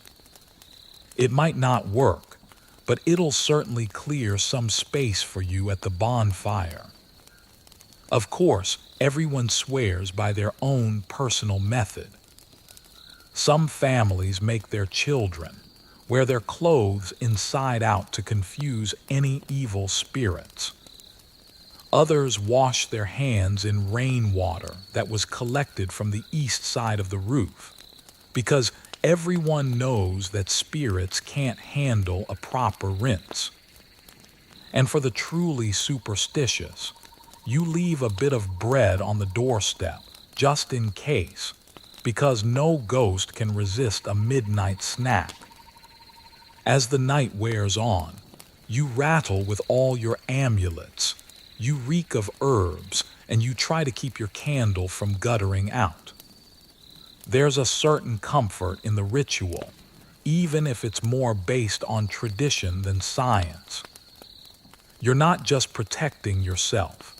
You're joining a long line of anxious ancestors, all of them hopping to make it safely through the darkest night of the year. When dawn finally breaks and the shadows begin to fade, you breathe a sigh of relief. Maybe it was the herbs, maybe it was the fire, or maybe it was just sheer stubbornness that kept the spirits away. Either way, you've survived another medieval Halloween, and you've got enough garlic around your neck to keep away spirits, vampires, and most of your relatives until spring. Just when you think you've survived the spookiest night of the year, dodging curses, eating your weight in soul cakes, and sleeping with garlic around your neck, the sun rises on November 1st. In the medieval world, this means it's time to trade in your animal skin costume for your best church tunic and stumble back to the village square for All Saints' Day. It's Halloween's solemn sibling, part sacred ritual, part enforced hangover recovery, and just a little bit of spiritual side-eye from the parish priest. The transition is jarring. Last night you were shrieking around the bonfire, inventing new superstitions and hiding from vengeful turnips.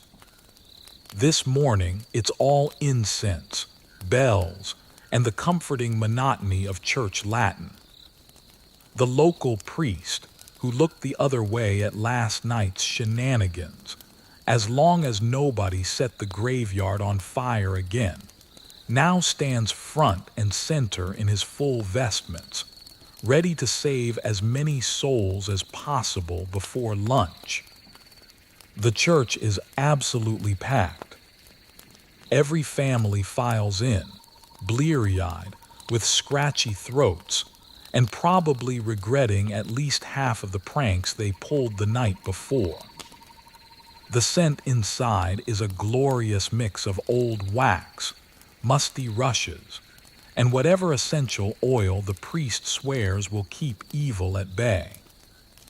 The walls are decorated with garlands of dried flowers and the occasional leftover turnip lantern, which has now been blessed with holy water and is less likely to summon anything but fond memories of the night before.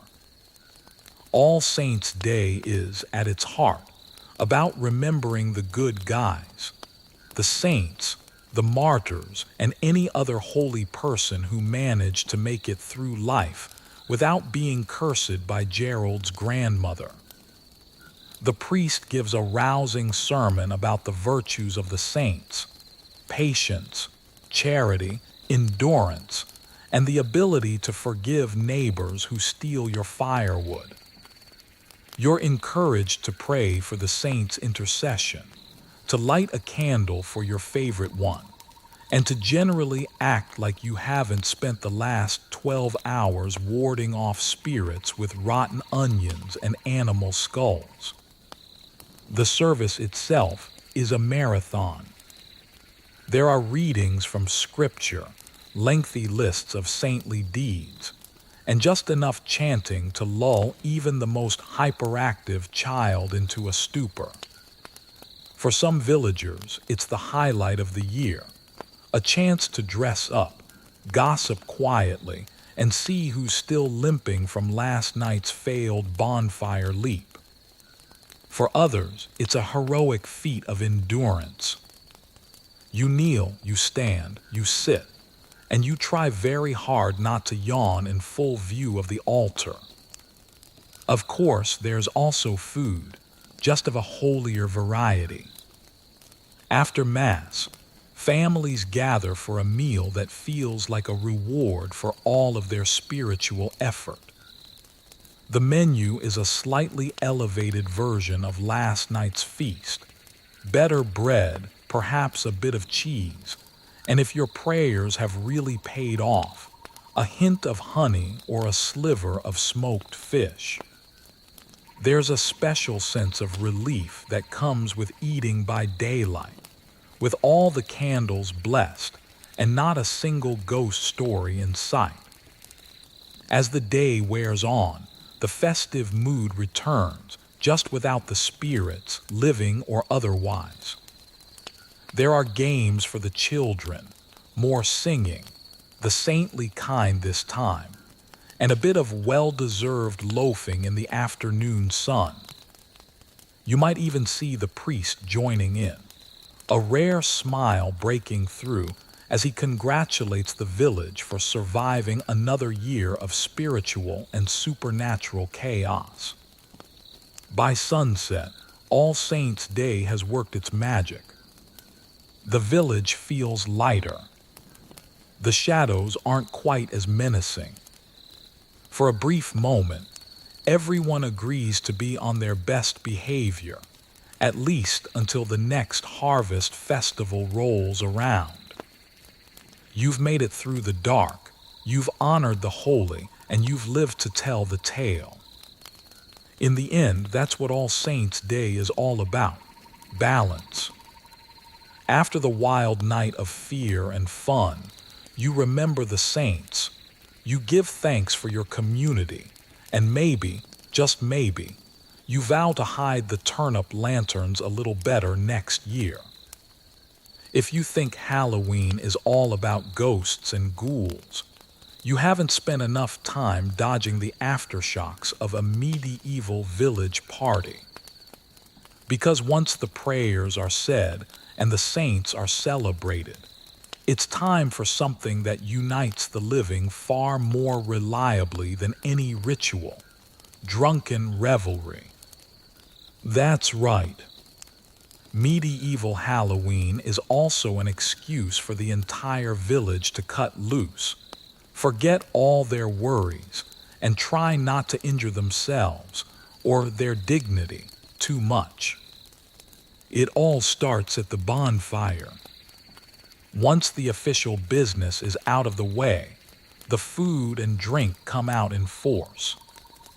And in a world where clean water is suspect and milk is reserved for the baby or the cheese, there's only one safe and socially acceptable choice: alcohol. Ale flows by the pitcher. Cider gets passed around. The lucky few with access to honey have mead, which is basically the medieval version of a luxury cocktail, if you don't mind a hint of beeswax in every sip. You grab a mug of something foamy and vaguely mysterious, hoping it's just strong enough to warm your bones and dull your memories of last winter's disasters. The children are sent to bed, or at least told to stay near the embers, leaving the adults to relive their youth with some questionable dancing and impromptu singing. Someone always starts the singing, usually with a familiar ballad about turnips, lost love, or a pig who refused to be slaughtered. The lyrics are flexible and they get more creative and more questionable the deeper the night goes. Dancing is inevitable.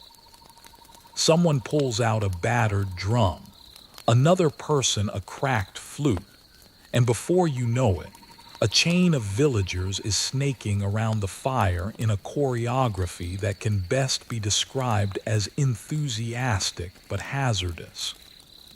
Medieval shoes are not designed for traction. You slip, you stumble, and you just hope your fall is funny enough to get some applause, not sympathy.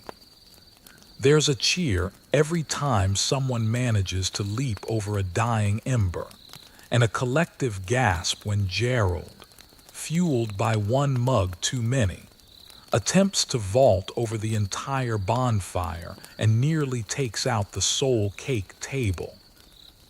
Games start up as the night deepens. There are arm wrestling matches that pit brawny farmers against nimble weavers. There are wheelbarrow races, held on the only bit of flat ground that isn't currently occupied by livestock, which lead to more bruises and more laughter. And there's a tradition of telling increasingly wild ghost stories, with each participant trying to outdo the last, until everyone is either shrieking or howling with laughter, or both. As the mugs get empty, the conversations grow both deeper and stranger. There's philosophizing about the nature of spirits, heated debates over whether Agnes's bread is genuinely haunted, and the occasional heartfelt confession shouted across the fire about how much everyone actually likes each other, at least until the mead runs out.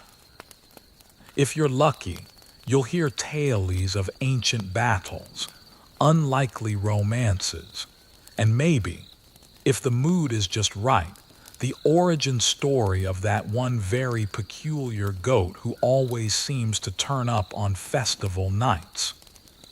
Of course, not everyone makes it to the end. The less experienced drinkers and a few of the old pros inevitably end up asleep in a wheelbarrow, on top of the woodpile, or nestled under the communal table, snoring with the kind of peace that can only be found after 3 tankards of ale and a night well spent. If you wake up with someone else's hat on or find a turnip in your shoe, you know you've celebrated properly. As dawn approaches, the fire starts to dwindle. The singing turns into soft humming, and everyone shuffles home, arms linked, hearts lighter, and their memories just fuzzy enough to excuse whatever happened on the dance floor. In the end, medieval drunken revelry isn't about excess or escape. It's about togetherness, the comfort of laughter, and a shared promise to make it through the long winter nights ahead. And maybe, just maybe, next year you'll remember not to let Gerald anywhere near the bonfire.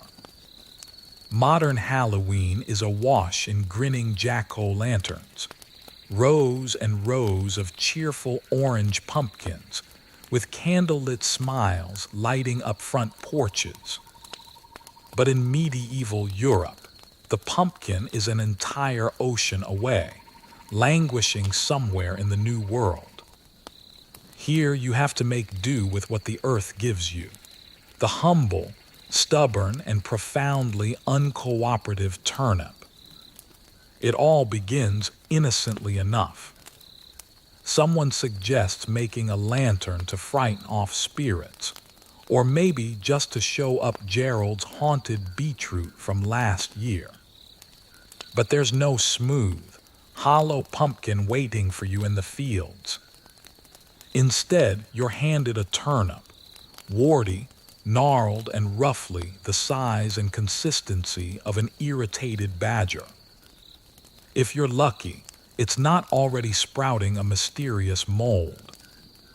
If you're unlucky, well, welcome to the medieval tradition of lowering your expectations. Armed with a knife that's seen more bread crusts than vegetables, you set to work. The turnip, however, is not in a cooperative mood. Unlike a pumpkin, it offers no clear path, no roomy interior. You jab at it, you twist it, and you mutter curses that your priest would definitely not approve of. The flesh is tough, the skin is tougher, and halfway through, your hand is completely numb, and you're wondering if it's too late to switch religions. Eventually, you manage to hollow out a cavity that's barely big enough to fit the world's saddest candle. Then comes the artistry, if you can even call it that.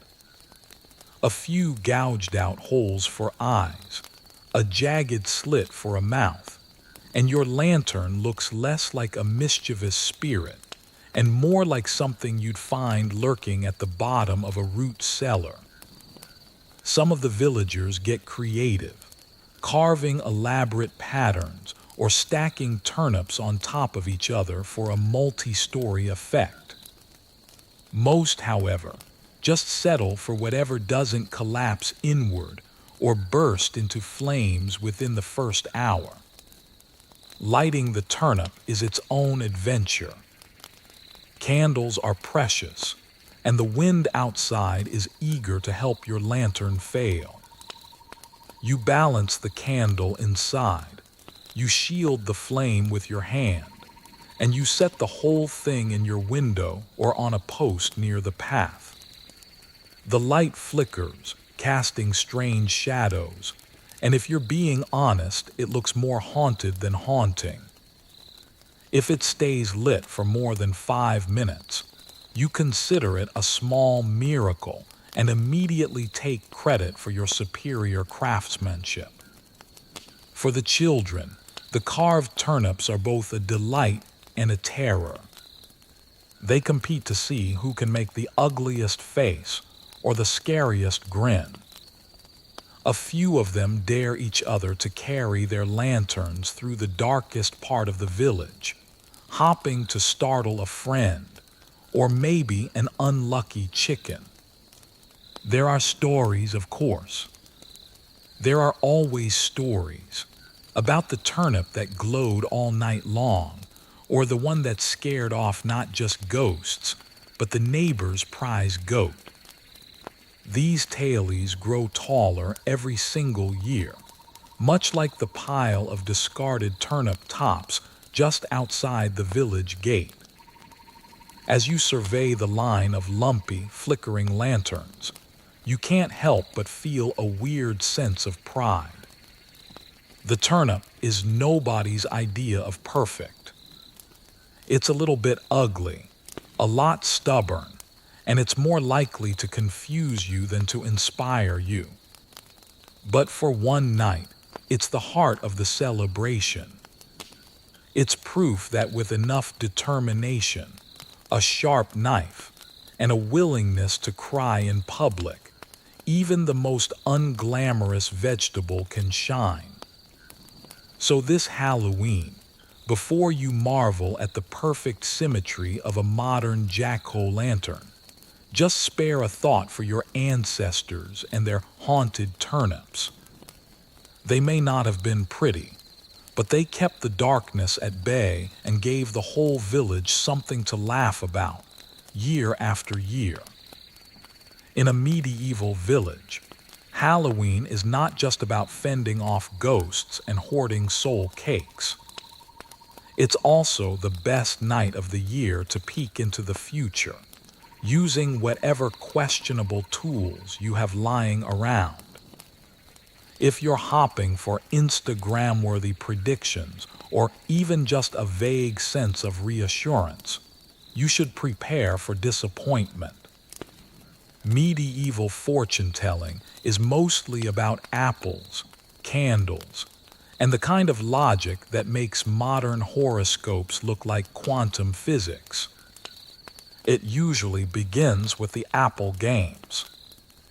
Apples are highly prized, partly because they're actual food, and partly because they double as magical oracles, at least for one night.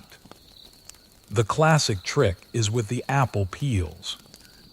You slice an apple in a single, long spiral, being careful not to break the peel, and then you toss it over your shoulder.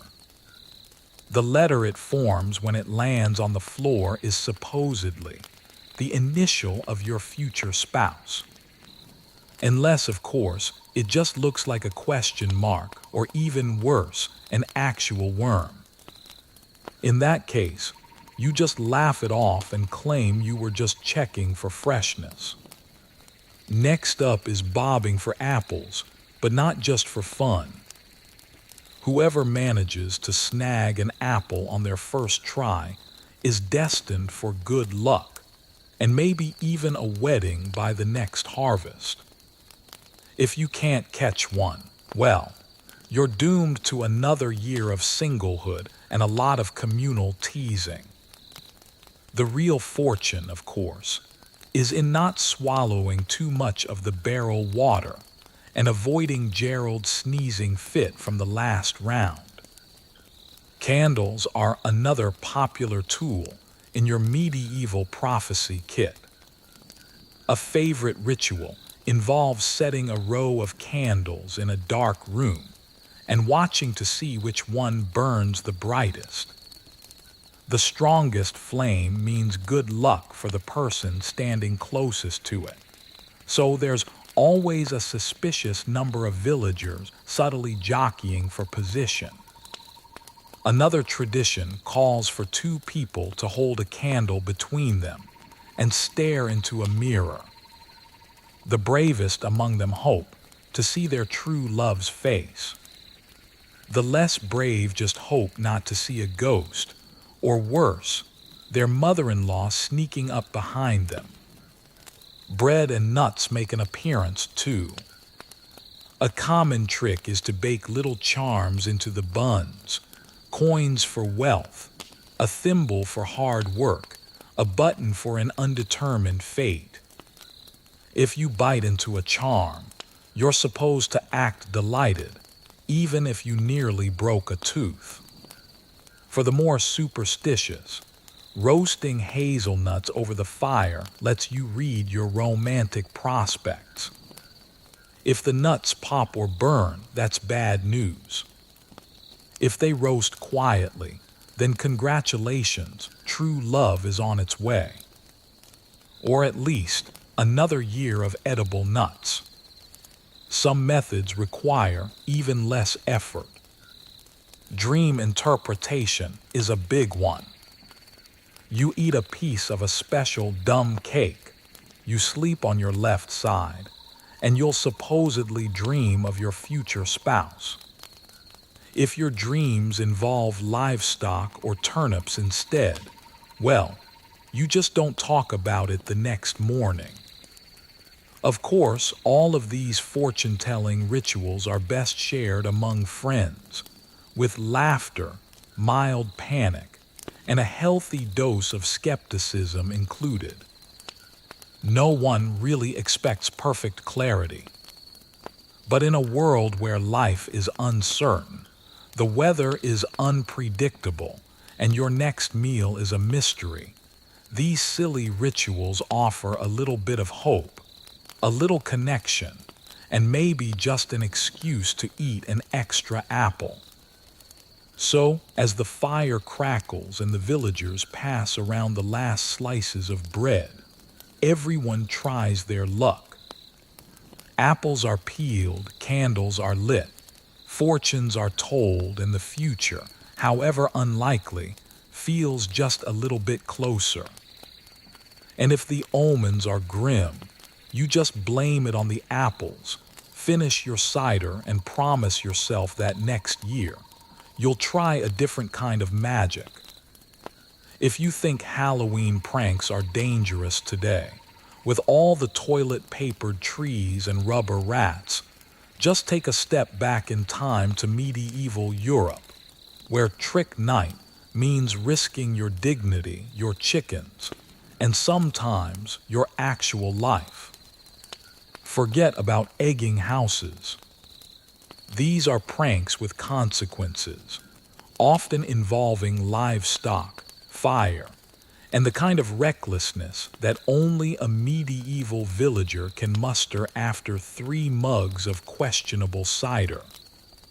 First, you have to understand that the boundary between a trick and a crime is flexible at best. The classic prank is hiding all the village's shoes.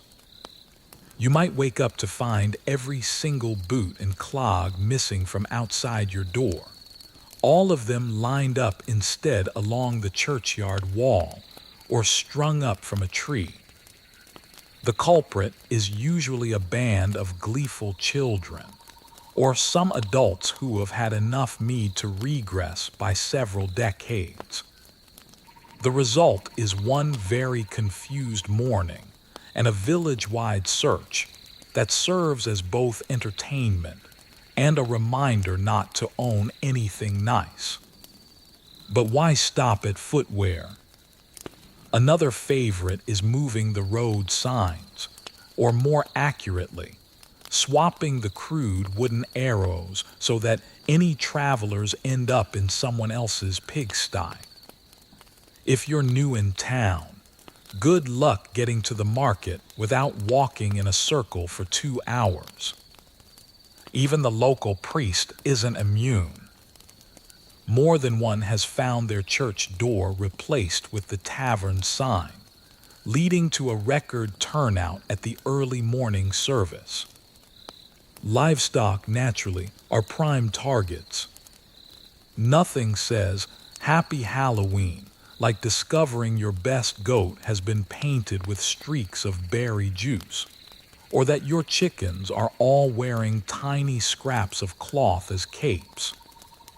Occasionally, a particularly bold prankster will sneak a sheep into someone's kitchen, or, for the ultimate shock, put a live eel in the family's only water barrel. The screams are legendary, and so is the chase that follows, which usually ends in a pile of muddy villagers, an eel on the run, and a new set of rules for next year's festivities. Of course, not all the pranks are so harmless.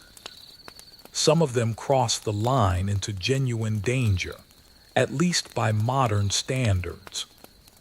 Lighting a trail of gunpowder, or the nearest medieval equivalent, which was probably dried peas and a strong imagination, is a surefire way to cause a panic, especially if you time it with a ghost story about fire spirits lurking near the fields. The bravest pranksters set up scarecrows that are dressed like their local rivals, positioned to pop out from behind bushes at just the wrong moment. More than one village feud has started with a cleverly rigged phantom on a string. Naturally, the line between hilarity and trouble is razor thin. If a prank goes too far, say someone's cheese gets stolen or a prized pig ends up dyed blue, there's an emergency council meeting in the square. Restitution is demanded, apologies are shouted, and 9 times out of 10, everyone ends up laughing about it before the next harvest. The unwritten rule is simple.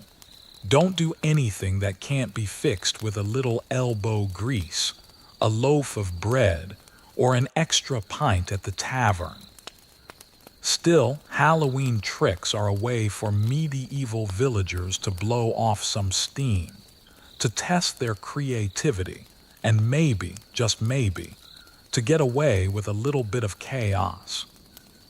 If you wake up to find your bed stuffed with straw, your cat painted like a demon, or your front door turned upside down, you just shrug, you laugh, and you vow to get your revenge next year. Because in the end, the pranks aren't just about mischief. They're about community, shared stories, and the joy of knowing that for one wild night, you can be a little bit foolish and still survive. It's late, the bonfire is hissing its last few embers, and the fog is rolling over the barley fields like a blanket with bad intentions. In medieval Halloween tradition, this is the hour when every sensible villager starts looking nervously at their own backyard. The ancient fields just beyond the village, ripe with the last stubble of the harvest, are now officially haunted territory. If you hear mooing, bleating, or the unholy bray of a donkey after midnight, it might not just be livestock that's on the loose. It might be something else entirely. Everyone has a story. There's the tale of the midnight cow, a spectral beast that is said to wander the fields, bellowing so loudly that it curdles milk and sends chickens into fits of existential dread. Some people claim she glows in the dark, her eyes shining like lanterns, while others insist that she's invisible but leaves behind hoof prints in impossible places, like on the roof of the blacksmith's shed. The children dare each other to wait by the edge of the field and listen, though most of them only make it about 10 minutes before they run home, convinced they saw glowing horns behind the scarecrow. The sheep are no less spooky. Rumor has it that on Halloween night, the ghost flock emerges. These are phantom sheep, with wool so white it seems to shimmer in the moonlight. They graze where no grass grows, and they vanish if you approach them, leaving behind only cold patches of ground and a lingering feeling that you're being judged by livestock from the other side. If a real sheep goes missing tonight, everyone just shrugs and blames it on the supernatural. It's a convenient excuse, especially if you forgot to fix the fence again. But why all the haunted animals? You can blame the fields themselves. These lands are ancient, layered with stories, superstitions, and more than a few suspiciously shallow graves. Every strange shadow is a restless spirit. Every odd noise you hear after dark is an omen, or at the very least, a bored raccoon that's looking for turnips. The elders tell stories of farmers who plowed up mysterious bones, and then spent the rest of their lives being chased by bad luck and mysterious flatulence. Even the ordinary crows get in on the action, cawing in chorus as if they're announcing some kind of ghostly livestock parade. The line between fact and fiction is as thin as the mist. Someone is always convinced they've seen a two-headed calf at dawn, or a rooster crowing at midnight in a voice that sounds suspiciously like the priest's. Sometimes, villagers wake up to find their haystacks have been rearranged into ominous patterns, their tools have been scattered, or their ox has been painted with a stripe down its back, a sure sign that the local pranksters, or possibly some spirits, have been up to mischief. Naturally, everyone has their own method for protection. Some people tie red ribbons to their animals' tails to ward off ghosts. Others leave an extra scoop of feed at the edge of the field, just in case. The bravest among them hang garlic around their barn doors, or, If they're truly paranoid, they sleep in the hayloft to keep watch, clutching a pitchfork and muttering prayers to St. Anthony, the patron saint of please let that just be a normal sheep. By morning, the fields are as ordinary as ever, and the livestock have returned to looking as bored and underwhelmed as they always do. Still, no one ever forgets the stories. They're repeated every single year, each time with new details and more elaborate hauntings. In truth, the only thing more persistent than a medieval ghost cow is the imagination of the villagers themselves. Because in the end, haunted fields and phantom livestock are just a part of the season, a way to laugh at the dark, to explain the inexplicable, and to remind everyone that in a world where anything can go wrong, sometimes it's just nicer to blame a ghostly goat than your own poor fence-building skills. The first light of dawn creeps in through the cracks in your shutter, gently illuminating a scene that can only be described as a festive disaster. Last night's bonfire has fizzled out into a mound of smoking embers. The air is thick with the smell of spilled ale, scorched bread, and someone's attempt at roasting root vegetables that went tragically, very wrong. It's the morning after Halloween, and nothing says good party like the sensation that your mouth is lined with sawdust and your head is being squeezed by an invisible monk. Your house is a museum of questionable decisions. There's a mask made of sheep wool that's all tangled up in the rushes, a shoe that definitely doesn't belong to you, and most alarmingly, a half-carved turnip lantern that is still glowing weakly in the corner. You can't remember if it's supposed to be warding off spirits, or if it's just a leftover prop from the world's saddest puppet show.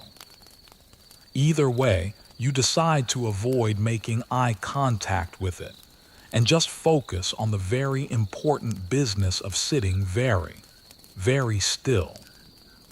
Other villagers are emerging in similar states of distress. Agnes is stumbling out of her cottage, her hair all askew, clutching the last soul cake like it contains the answer to eternal life. Gerald is picking hay out of his beard and trying to figure out why his feet are wrapped in a tablecloth. The children, who are immune to hangovers and are driven by the last dregs of sugar from all the apples and nuts, are already outside, comparing their bruises and trading ghost stories. Each story is scarier than the last, and none of them are remotely accurate. Breakfast is a subdued affair. The communal table is piled high with the culinary debris of the previous night. Cold pottage, crusts of bread, and of course, an alarming number of turnip fragments. Someone tries to pass off a plate of leftover roasted onions as some kind of healing food. You pretend to believe them, mostly because you don't have the energy to argue. There's a brief debate over whether the last jug of cider is safe to drink, but in the end, it's used to wash down all the regrets and the stubborn taste of burnt leek. Now comes the reckoning. People start swapping stories, trying to piece together what exactly happened after the third round of singing and before Gerald's infamous goat impression. There are rumors of a midnight dance around the well, a dramatic showdown over the last honey cake, and the minor mystery of the missing church bell rope. The local priest, who is looking more tired than holy, offers an extra prayer for good judgment, good health, and the safe return of all the livestock. No one mentions the overturned wheelbarrow that is still stuck in the mud near the edge of the square. This is the hour for resolutions. Promises are made. Never again will you eat so many nuts, dance so close to the bonfire, or let Gerald anywhere near the cider barrel. The children all vow to be braver next year. The adults all vow to be more sensible, which everyone knows will last exactly until the next festival. Eventually, order is restored. The village tidies itself up. The leftover turnip lanterns are tossed to the pigs, who wisely avoid them, and the last crumbs of the soul cakes are shared with anyone who is still awake enough to appreciate them. You find your missing shoe, your head stops pounding, and you begin to look forward to the ordinary rhythm of daily life once again. Yet, as you sweep out the ashes and listen to the distant sound of laughter, you can't help but smile. The morning after a medieval Halloween is equal parts pain and pride, a hangover that's wrapped in gratitude. Somehow you survived the night, the pranks and the ghosts. And as always, you're already looking forward to doing it all again next year. In the medieval village, Halloween might be a night for the adults to chase away spirits and toast to the saints. But for the children, it's a rare and wonderful opportunity for completely unrestricted chaos. Forget about candy bars and neon costumes. Here, mischief is the real treat, and the costumes are whatever you can grab before your siblings do. If you're under the age of 12, tonight is less about the fear of ghosts and more about testing just how much trouble you can cause before someone finally notices. It all begins with anticipation. The days leading up to Halloween are filled with excited whispers, secret plans, and a growing pile of disguises that have been assembled from kitchen rags, old hats and feathers that were stolen from the chicken coop. If you're lucky, your mother will let you borrow a little bit of soot for face paint, but otherwise, dirt and some mashed up berries do the job just fine. The result is a gang of tiny specters who look like they've just lost a fight with a vegetable patch and are extremely proud of it. Sugar, of course, is a rare commodity.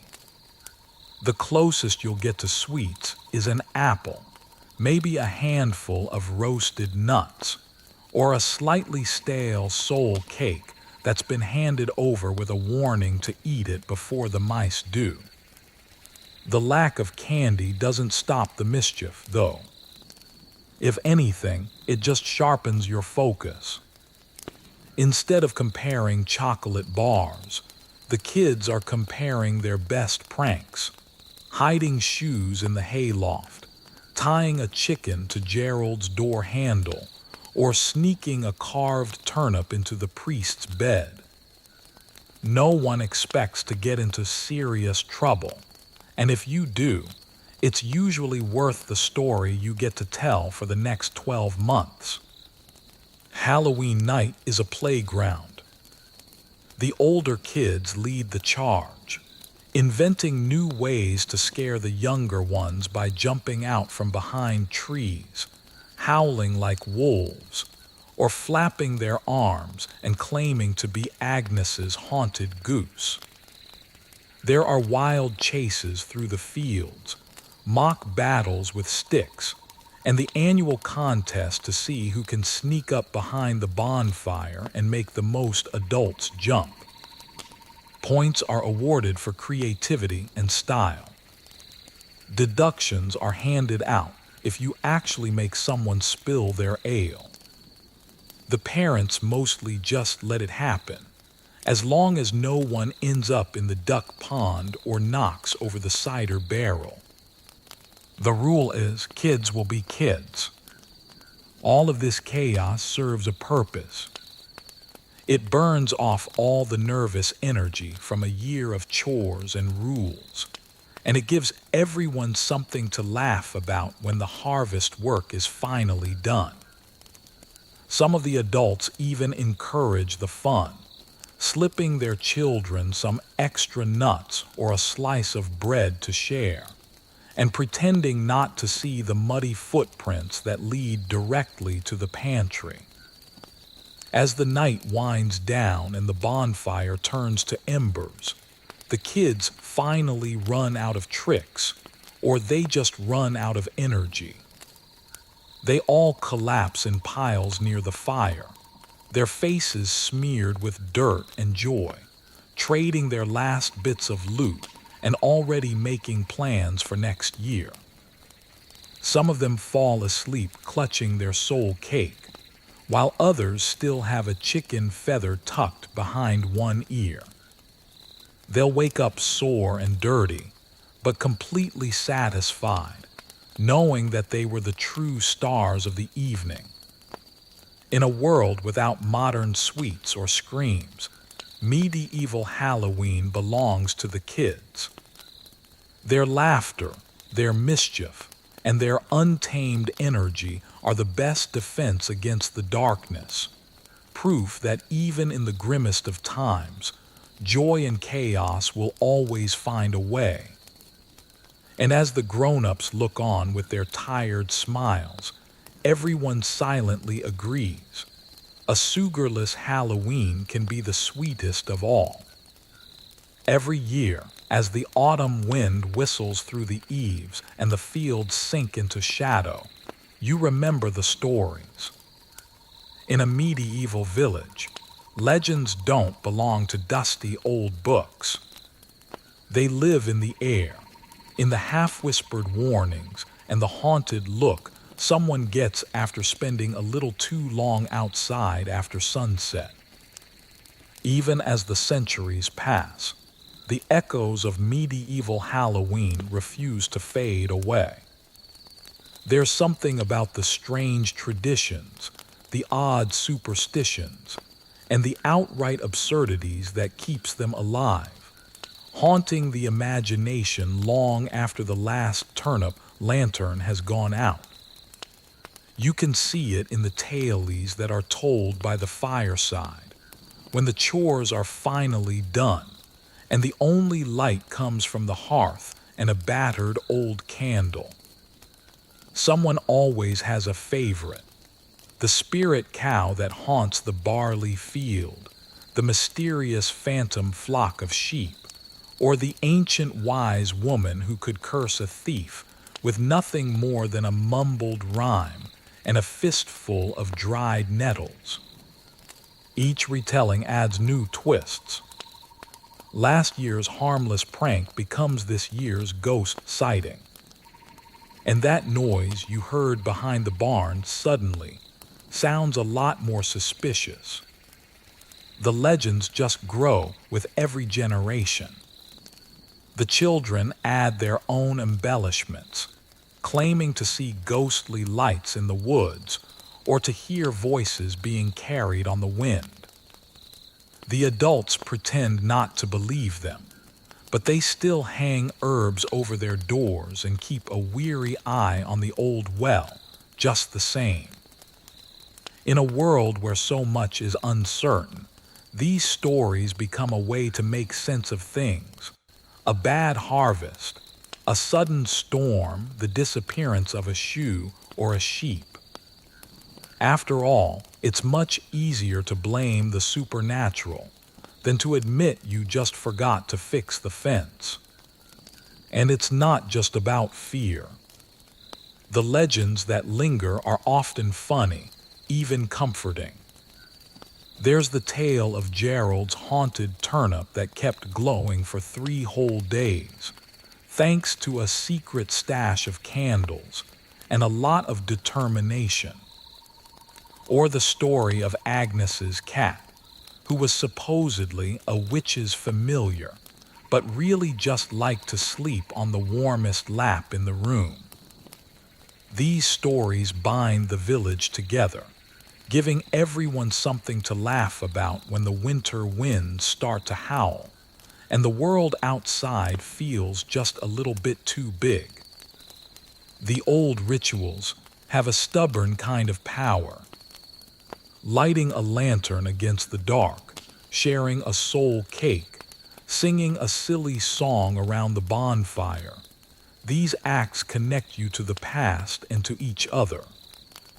Even if you roll your eyes at the superstitions, you still find yourself dropping a crust of bread by the hearth or mumbling a blessing under your breath, just in case. There's a comfort in these habits, a sense of belonging to a long, unbroken chain of people who all face the darkness with humor and with hope. As the centuries turn and modern life marches on, something of that medieval Halloween spirit still remains. You can see it in every carved pumpkin, in every ghost story that's told in the dark, and in every nervous glance at a creaky floorboard. The legends refuse to be buried because they answer a need that never quite disappears. The need to explain the unexplainable, to share a laugh in the face of fear, and to find some light, however small, in the heart of the year's longest nights. So, as another Halloween passes, just take a moment to remember the legends that linger. They may be old and a little bit silly, but they're also proof that deep down, we all love a good story and a reason to keep the fire burning just a little bit longer. Long before fairy meant delicate wings and flower crowns, the word struck medieval villagers with a very different kind of terror. In your world, fairies aren't dainty, they're dangerous. They don't sprinkle pixie dust. They cause livestock to vanish. They spoil the cream, and they lure children into the woods with promises of shiny rocks and certain doom. On Halloween, when the walls between the worlds are said to be at their thinnest, you take precautions against ghosts and witches. But most of all, you never, ever take your eyes off the fair folk. You start by locking your doors, not just to keep out wandering spirits or nosy neighbors, but to keep the fairies from sneaking in and swapping your baby for a changeling. It's a real concern. The local wise woman tells you tales of infants who were stolen and replaced with strange, sickly children who would scream at the sight of iron or the sound of church bells. The mothers sleep with one eye open, and the fathers scatter iron nails and cold cinders across all the thresholds, muttering prayers, and just hopping their real baby makes it through the night. Milk is another battleground. On ordinary days, it's the most precious thing in the house. It's life for the children, cream for the priest's tea, and a currency for trading favors. But on Halloween, you always leave out a bowl or two, not as an offering of friendship, but as a bribe. Everyone knows that if you forget, you'll find your cow has gone dry, your butter has soured, or your best cheese has inexplicably gone missing. Some people claim that fairies love milk more than gold and will reward a generous house by not hexing the chickens or blighting the carrots. Others say it's just Gerald sneaking around for a midnight snack. But no one is willing to take that risk. Fairy rings, those mysterious circles of mushrooms that seem to pop up overnight, are strictly avoided on Halloween. You warn the children, don't step inside. Don't even point at them. The rings are fairy doorways, and everyone knows that if you linger for too long, you might find yourself pulled into a wild dance, forced to waltz until your shoes fall apart, or worse, until you're never seen again. There are stories in every household about that one uncle who vanished for a year and came back talking about music that no human could ever play, and with a sudden craving for nettle soup. It's not just the children who are afraid. Grown men carry bits of bread in their pockets, just in case, and women tie ribbons to their cows' tails to keep them safe from fairy mischief. A handful of salt is tucked into every cradle, and people cross themselves at the sound of laughter drifting through the mist, especially if it seems to be coming from nowhere. You keep your head down, you get your chores done, and you keep your gratitude quiet. The fair folk, after all, hate being thanked. By midnight, the entire village is a patchwork of charms and rituals. There are bowls of cream on windowsills. There are iron shears under pillows. And there's a general agreement that if you hear your name being called from the dark, you do not answer. No matter how much it sounds like your mother, your best friend, or the priest promising an early end to Mass. Come morning, the milk is gone, the bobbies are all healthy, and the cows are mostly content. Was it magic? Was it luck? Or was it just the result of centuries of careful, anxious tradition? No one really knows. But one thing is certain. In the medieval world, the fairies were always watching, and a little spilled milk was a small price to pay for another peaceful Halloween. If you think thrill-seeking is a modern invention, you've clearly never watched a medieval villager size up a roaring bonfire after 2 mugs of mead. On Halloween, with the great fire burning in the village square, bonfire jumping isn't just an activity, it's practically a community requirement. Tonight, the flames are more than just warmth and light. They're a test of your courage, a display of your bravado, and an opportunity for the local healer to brush up on their splinter removal skills. It all starts innocently enough. The bonfire is built up high, fed all day with scrap wood, old thatch, and whatever the smith could spare from his pile. By nightfall, it's a towering inferno, flickering shadows across the faces of everyone who's gathered around it. The kids are kept at a safe distance, at least for the first hour, until someone's back is turned. The adults mingle at the edge, sipping weak ale and trying to guess who will be the first one to attempt the leap. There are rules, of course, unwritten, inconsistent, and mostly just invented on the spot. You have to jump over the lowest part of the flames, not the highest. You shouldn't wear your best tunic. And absolutely no goats, chickens, or turnip lanterns are allowed in the jump zone.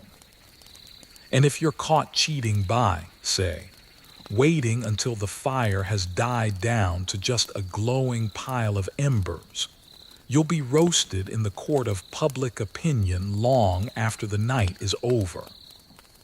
The bravest or the most reckless go first. A running start, a wild shout, and a leap that's more based on hope than strategy. If you manage to clear the flames, You're a hero for the night, at least until someone inevitably outjumps you or tells a bigger story about last year's jump. If you don't clear the flames, you just pick yourself up. You dust off your singed pride, and you pretend it was all part of the plan. A few of the onlookers will clap, most of them will laugh, and at least one of your relatives will demand to inspect your socks for scorch marks. For the young and the unmarried, bonfire jumping has an extra significance. Folklore insists that a successful leap brings you luck, fertility, or, depending on who's telling the story, a guaranteed marriage proposal before spring. If you're caught holding hands mid-jump, it's either the beginning of true love or a surefire way to land face first in the mud. Either way, it'll be the talk of the village for months. Of course, not everyone participates willingly. Some people are volunteered by their friends after one too many boasts about their athletic prowess, or by their siblings who are eager for some blackmail material. The healer, who spends the entire night hovering at the edge of the crowd with a jar of mysterious ointment and a look of resigned expectation, is probably the only person who isn't enjoying the spectacle. Sprained ankles, bruised egos, and one very memorable incident involving a flaming shoe are all just part of the annual fun. The fire, for all its danger, is also symbolic. In the medieval mind, jumping over the flames is a way to leave behind all the bad luck and misfortune of the old year, landing safely, if a little scorched, on the path ahead. It's a ritual cleansing, a dare to fate, and above all, an excuse to act like an idiot with everyone you know watching. By the end of the night, the bonfire has shrunk to a comforting glow. The jumpers are all nursing their blisters, and the village is already retelling the night's best leaps and worst landings. If you made it over, then congratulations. You've bought yourself another year of good luck. If you didn't, well, at least you've got a great story for next Halloween. Every medieval village has one. She's the woman who lives at the edge of the fields, whose garden always seems to grow suspiciously well, and who knows just the right thing to rub on a swollen toe or a stubborn cough. On Halloween, she's the busiest and the most nervously respected person in town. She's the wise woman, the healer, the suspected witch, or depending on who you ask, just really good at guessing. You can find her house by following the scent of dried herbs and the faint trail of neighborhood gossip. Her walls are lined with bundles of sage, nettle, and mugwort. Strange jars line her shelves, some of them filled with honey, others with substances of a deeply mysterious origin. When a child gets a fever, she's the first one they call. When a cow won't give milk, someone's already running to her door. Even the local priest, who will insist that he doesn't believe in such nonsense, sends his niece to go fetch her tea whenever he gets a cold. On Halloween night, her reputation grows even larger. The boundaries between the worlds are thin, and everyone wants a little extra insurance. She offers protective charms, braided ribbons, beads, bits of iron for a modest price, or sometimes just for a smile. The children line up for a dab of ointment on their foreheads.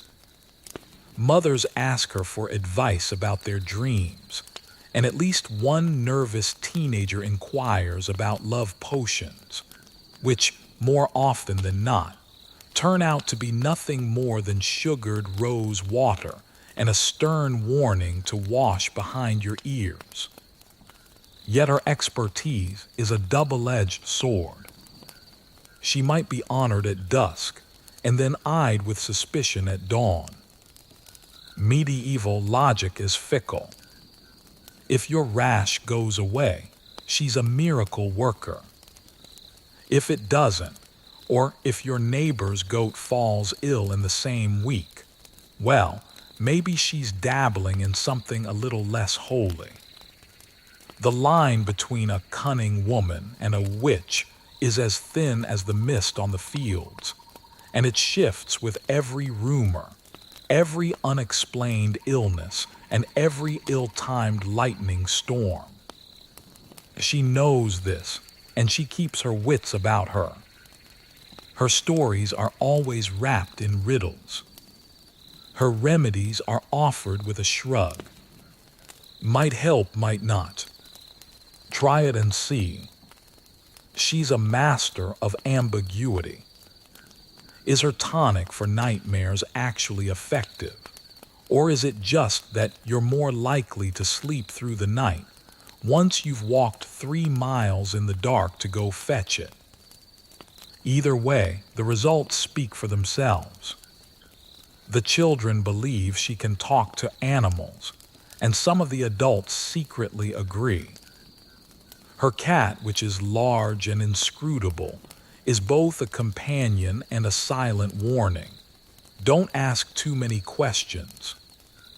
She's seen as a midwife, a doctor, a matchmaker, and when the mood strikes, a dispenser of minor curses for those who deserve them, though these are usually just creative uses of garlic and a knowing wink.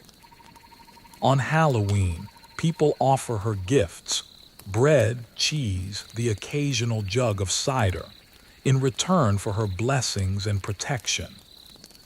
She accepts them all with equal grace, knowing the value of goodwill and of extra cheese. As the bonfire crackles and the shadows flicker, her silhouette by the flames seems both ordinary and just a little larger than life. The wise woman stands at the crossroads of fear and hope, of tradition and suspicion. Whether she's a witch, a doctor, or just really good at guessing, no one can quite decide. But when the nights are long and the world feels thin, you're always a little bit glad that she's on your side, even if you're not entirely sure why her cat is staring at you that way. Forget about streaming playlists, cinematic soundtracks, or haunted house Spotify mixes. In medieval Halloween, your soundtrack is entirely homegrown, and no one is ever on key. The night air is thick with a blend of haunting music, spontaneous chants, and enough off-pitch singing to summon spirits, if not to drive them away in confusion. It all starts with the bonfire. The flickering flames just seem to demand a song, and someone always obliges. There's the local bard, clutching his battered lute with only half the strings left, trying to tune it by the light of a candle. If he's sober, you might get a melancholy ballad about lost love or crops that never grew. If he's not, you can expect a medley of folk tunes, some very questionable rhymes, and at least one improvised verse about Gerald's disastrous attempt at bobbing for apples. Chants are essential. They're part prayer, part performance, and part group therapy.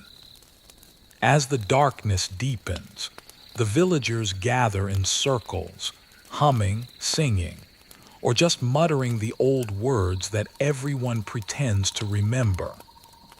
Spirits be gone, ghosts beware.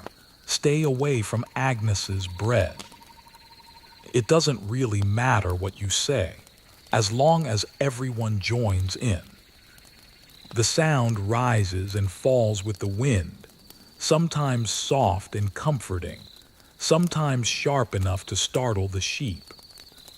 The children love to add their own twist. They invent rhymes on the spot, shrieking them at the top of their lungs. If you see a ghost, stomp your feet. If you see a witch, run down the street.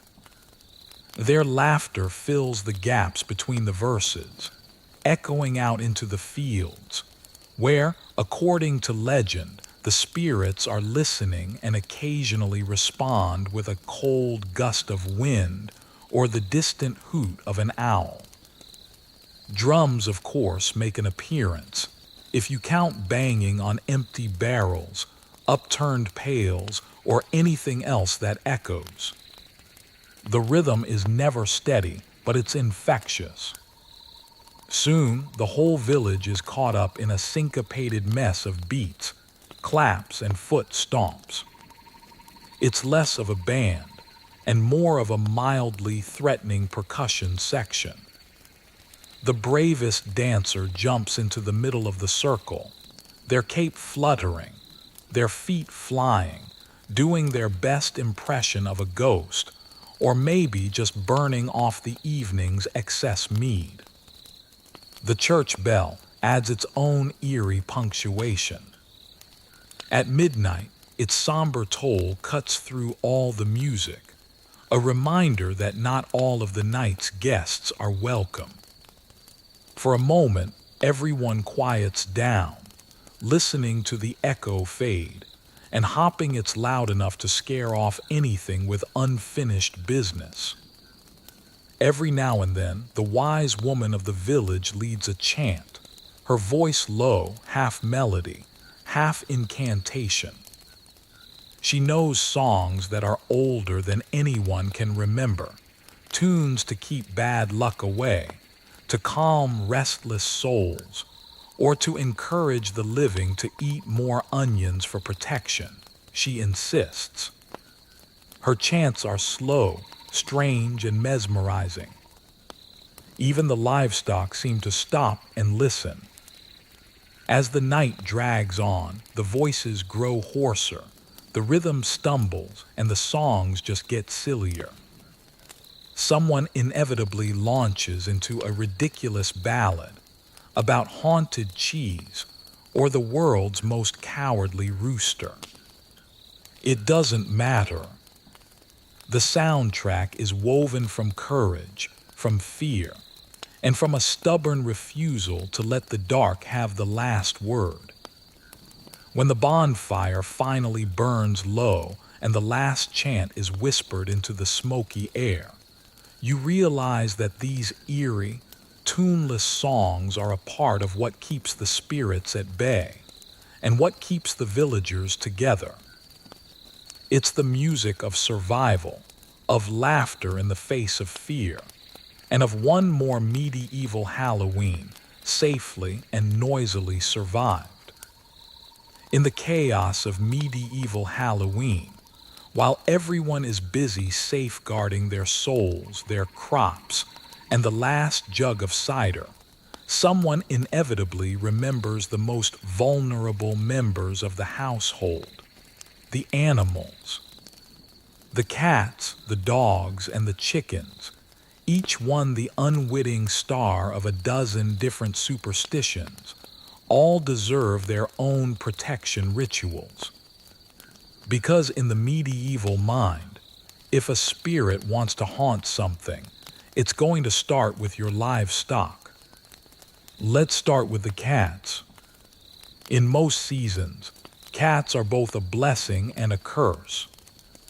They're expert mousers, but they're also prime suspects in any case of unexplained mischief. On Halloween, though, they become valuable protectors. Folklore insists that a black cat can see ghosts and can chase away evil spirits, provided you treat it well. This means extra scraps at dinner, a ribbon tied loosely around its neck, red for luck, and strict instructions to the children not to tug on its tail. For one night, the cat goes from being a suspicious pest to an honored guardian, lounging smugly by the hearth and pretending not to notice the sudden respect it's being shown. The dogs are next. Medieval dogs are loyal, they're noisy, and they're famously unbothered by the concept of private property. Tonight you keep them indoors, or at least tied up close to the house. The howling of a dog at midnight is considered a dire omen, proof that something supernatural is circling your yard. To prevent this, some villagers feed their dogs a special meal or rub their ears with garlic. The dogs are less appreciative of this tradition than their owners are. A brave few will even tie a bit of iron to their collar, convinced that it'll ward off curses and any wandering spirits. If the dog keeps barking, you just hope it's at a passing fox and not something less explainable. Then there are the chickens. Chickens, for reasons known only to medieval logic, are deeply implicated in Halloween superstitions. An egg that is laid after sundown is considered suspect and must be buried at a crossroads before dawn, lest it hatch a demon chick. The hens get their own red ribbons, and the coop is sprinkled with salt and herbs to discourage any spirits, though it's just as likely to discourage Gerald's midnight egg raids. The children are told to be especially kind to the birds, lest they stop laying their eggs out of spite or because of some supernatural interference. All the animals are brought inside early, the doors are bolted, and the windows are shuttered. Even the family pig, if you have one, is allowed a rare place of honor inside, just until the worst of the night has passed. The horses get a blessing and a little bit of extra hay. If you have a goat, it's probably already wearing 3 different amulets and looks more anxious than usual. But the real magic is in the rituals themselves. Families whisper blessings over their animals. They brush them with hands that are scented with rosemary and sage, and they thank them for another year of companionship and eggs. For a few hours, the fear of spirits is softened by the warmth of a shared tradition. Even the grumpiest tomcat seems to sense that he's a part of something bigger than himself. Come morning, the animals are, as always, completely unbothered by last night's drama. The cats stretch and demand their breakfast. The dogs beg for table scraps. The chickens cluck as if nothing ever happened. But for the villagers, there's a quiet satisfaction in knowing they did everything they could to keep their animal family safe from all the things that go bump or cackle in the night. After all, in the world of medieval Halloween, protecting your pets is just one more way to push back the darkness. And maybe, if you're lucky, to win a little bit of peace until next year's long, haunted night. As the last embers of the bonfire fade and the village returns to its regular, slightly less haunted misery, just take a moment to let your body relax. You've survived medieval Halloween. It was a night of costumes that were fashioned from whatever wasn't nailed down, of root vegetables with faces, of suspicious cakes, and of the collective hope that the dead would stay politely on their side of things. You braved smoky rooms, ghost stories that were designed to keep children in therapy for life, and bonfire stunts that probably made medieval insurance premiums spike. You navigated the fine line between playful superstition and please, not another curse, all with the dignity of someone who just wants to keep their livestock accounted for. But for all the fear and the fever dreams, there's a certain charm to this ancient night. The resilience of these villagers, dancing, singing, laughing in the face of long winters and long odds, is its own kind of magic. Even as they layered on mud, moss, and animal skins, even as they wondered if that rustle in the dark was Uncle Reginald's ghost or just an angry goose, they found connection and comfort in each other. So tonight, as you curl up in a clean bed with actual heating and snacks that are unlikely to summon any spirits, maybe you can give a quiet thank you to the countless souls who made it through nights just like these, who passed down all the stories, the rituals, and, let's be honest, a truly impressive collection of irrational fears. History, after all, is a reminder that people are stubborn, they're superstitious, and they're just a little bit ridiculous. It's also proof that we endure, we adapt, and we always find a reason to gather by the fire, whether it's for warmth, for safety, or just for a chance to laugh at the absurdity of it all. So rest easy tonight. You're safe from any haunted turnips and phantom cows. The only spirits you'll need to worry about are the ones in your dreams. Sleep well, and may your only visitor tonight be a soft breeze and maybe, just maybe, a little leftover medieval mischief. Good night.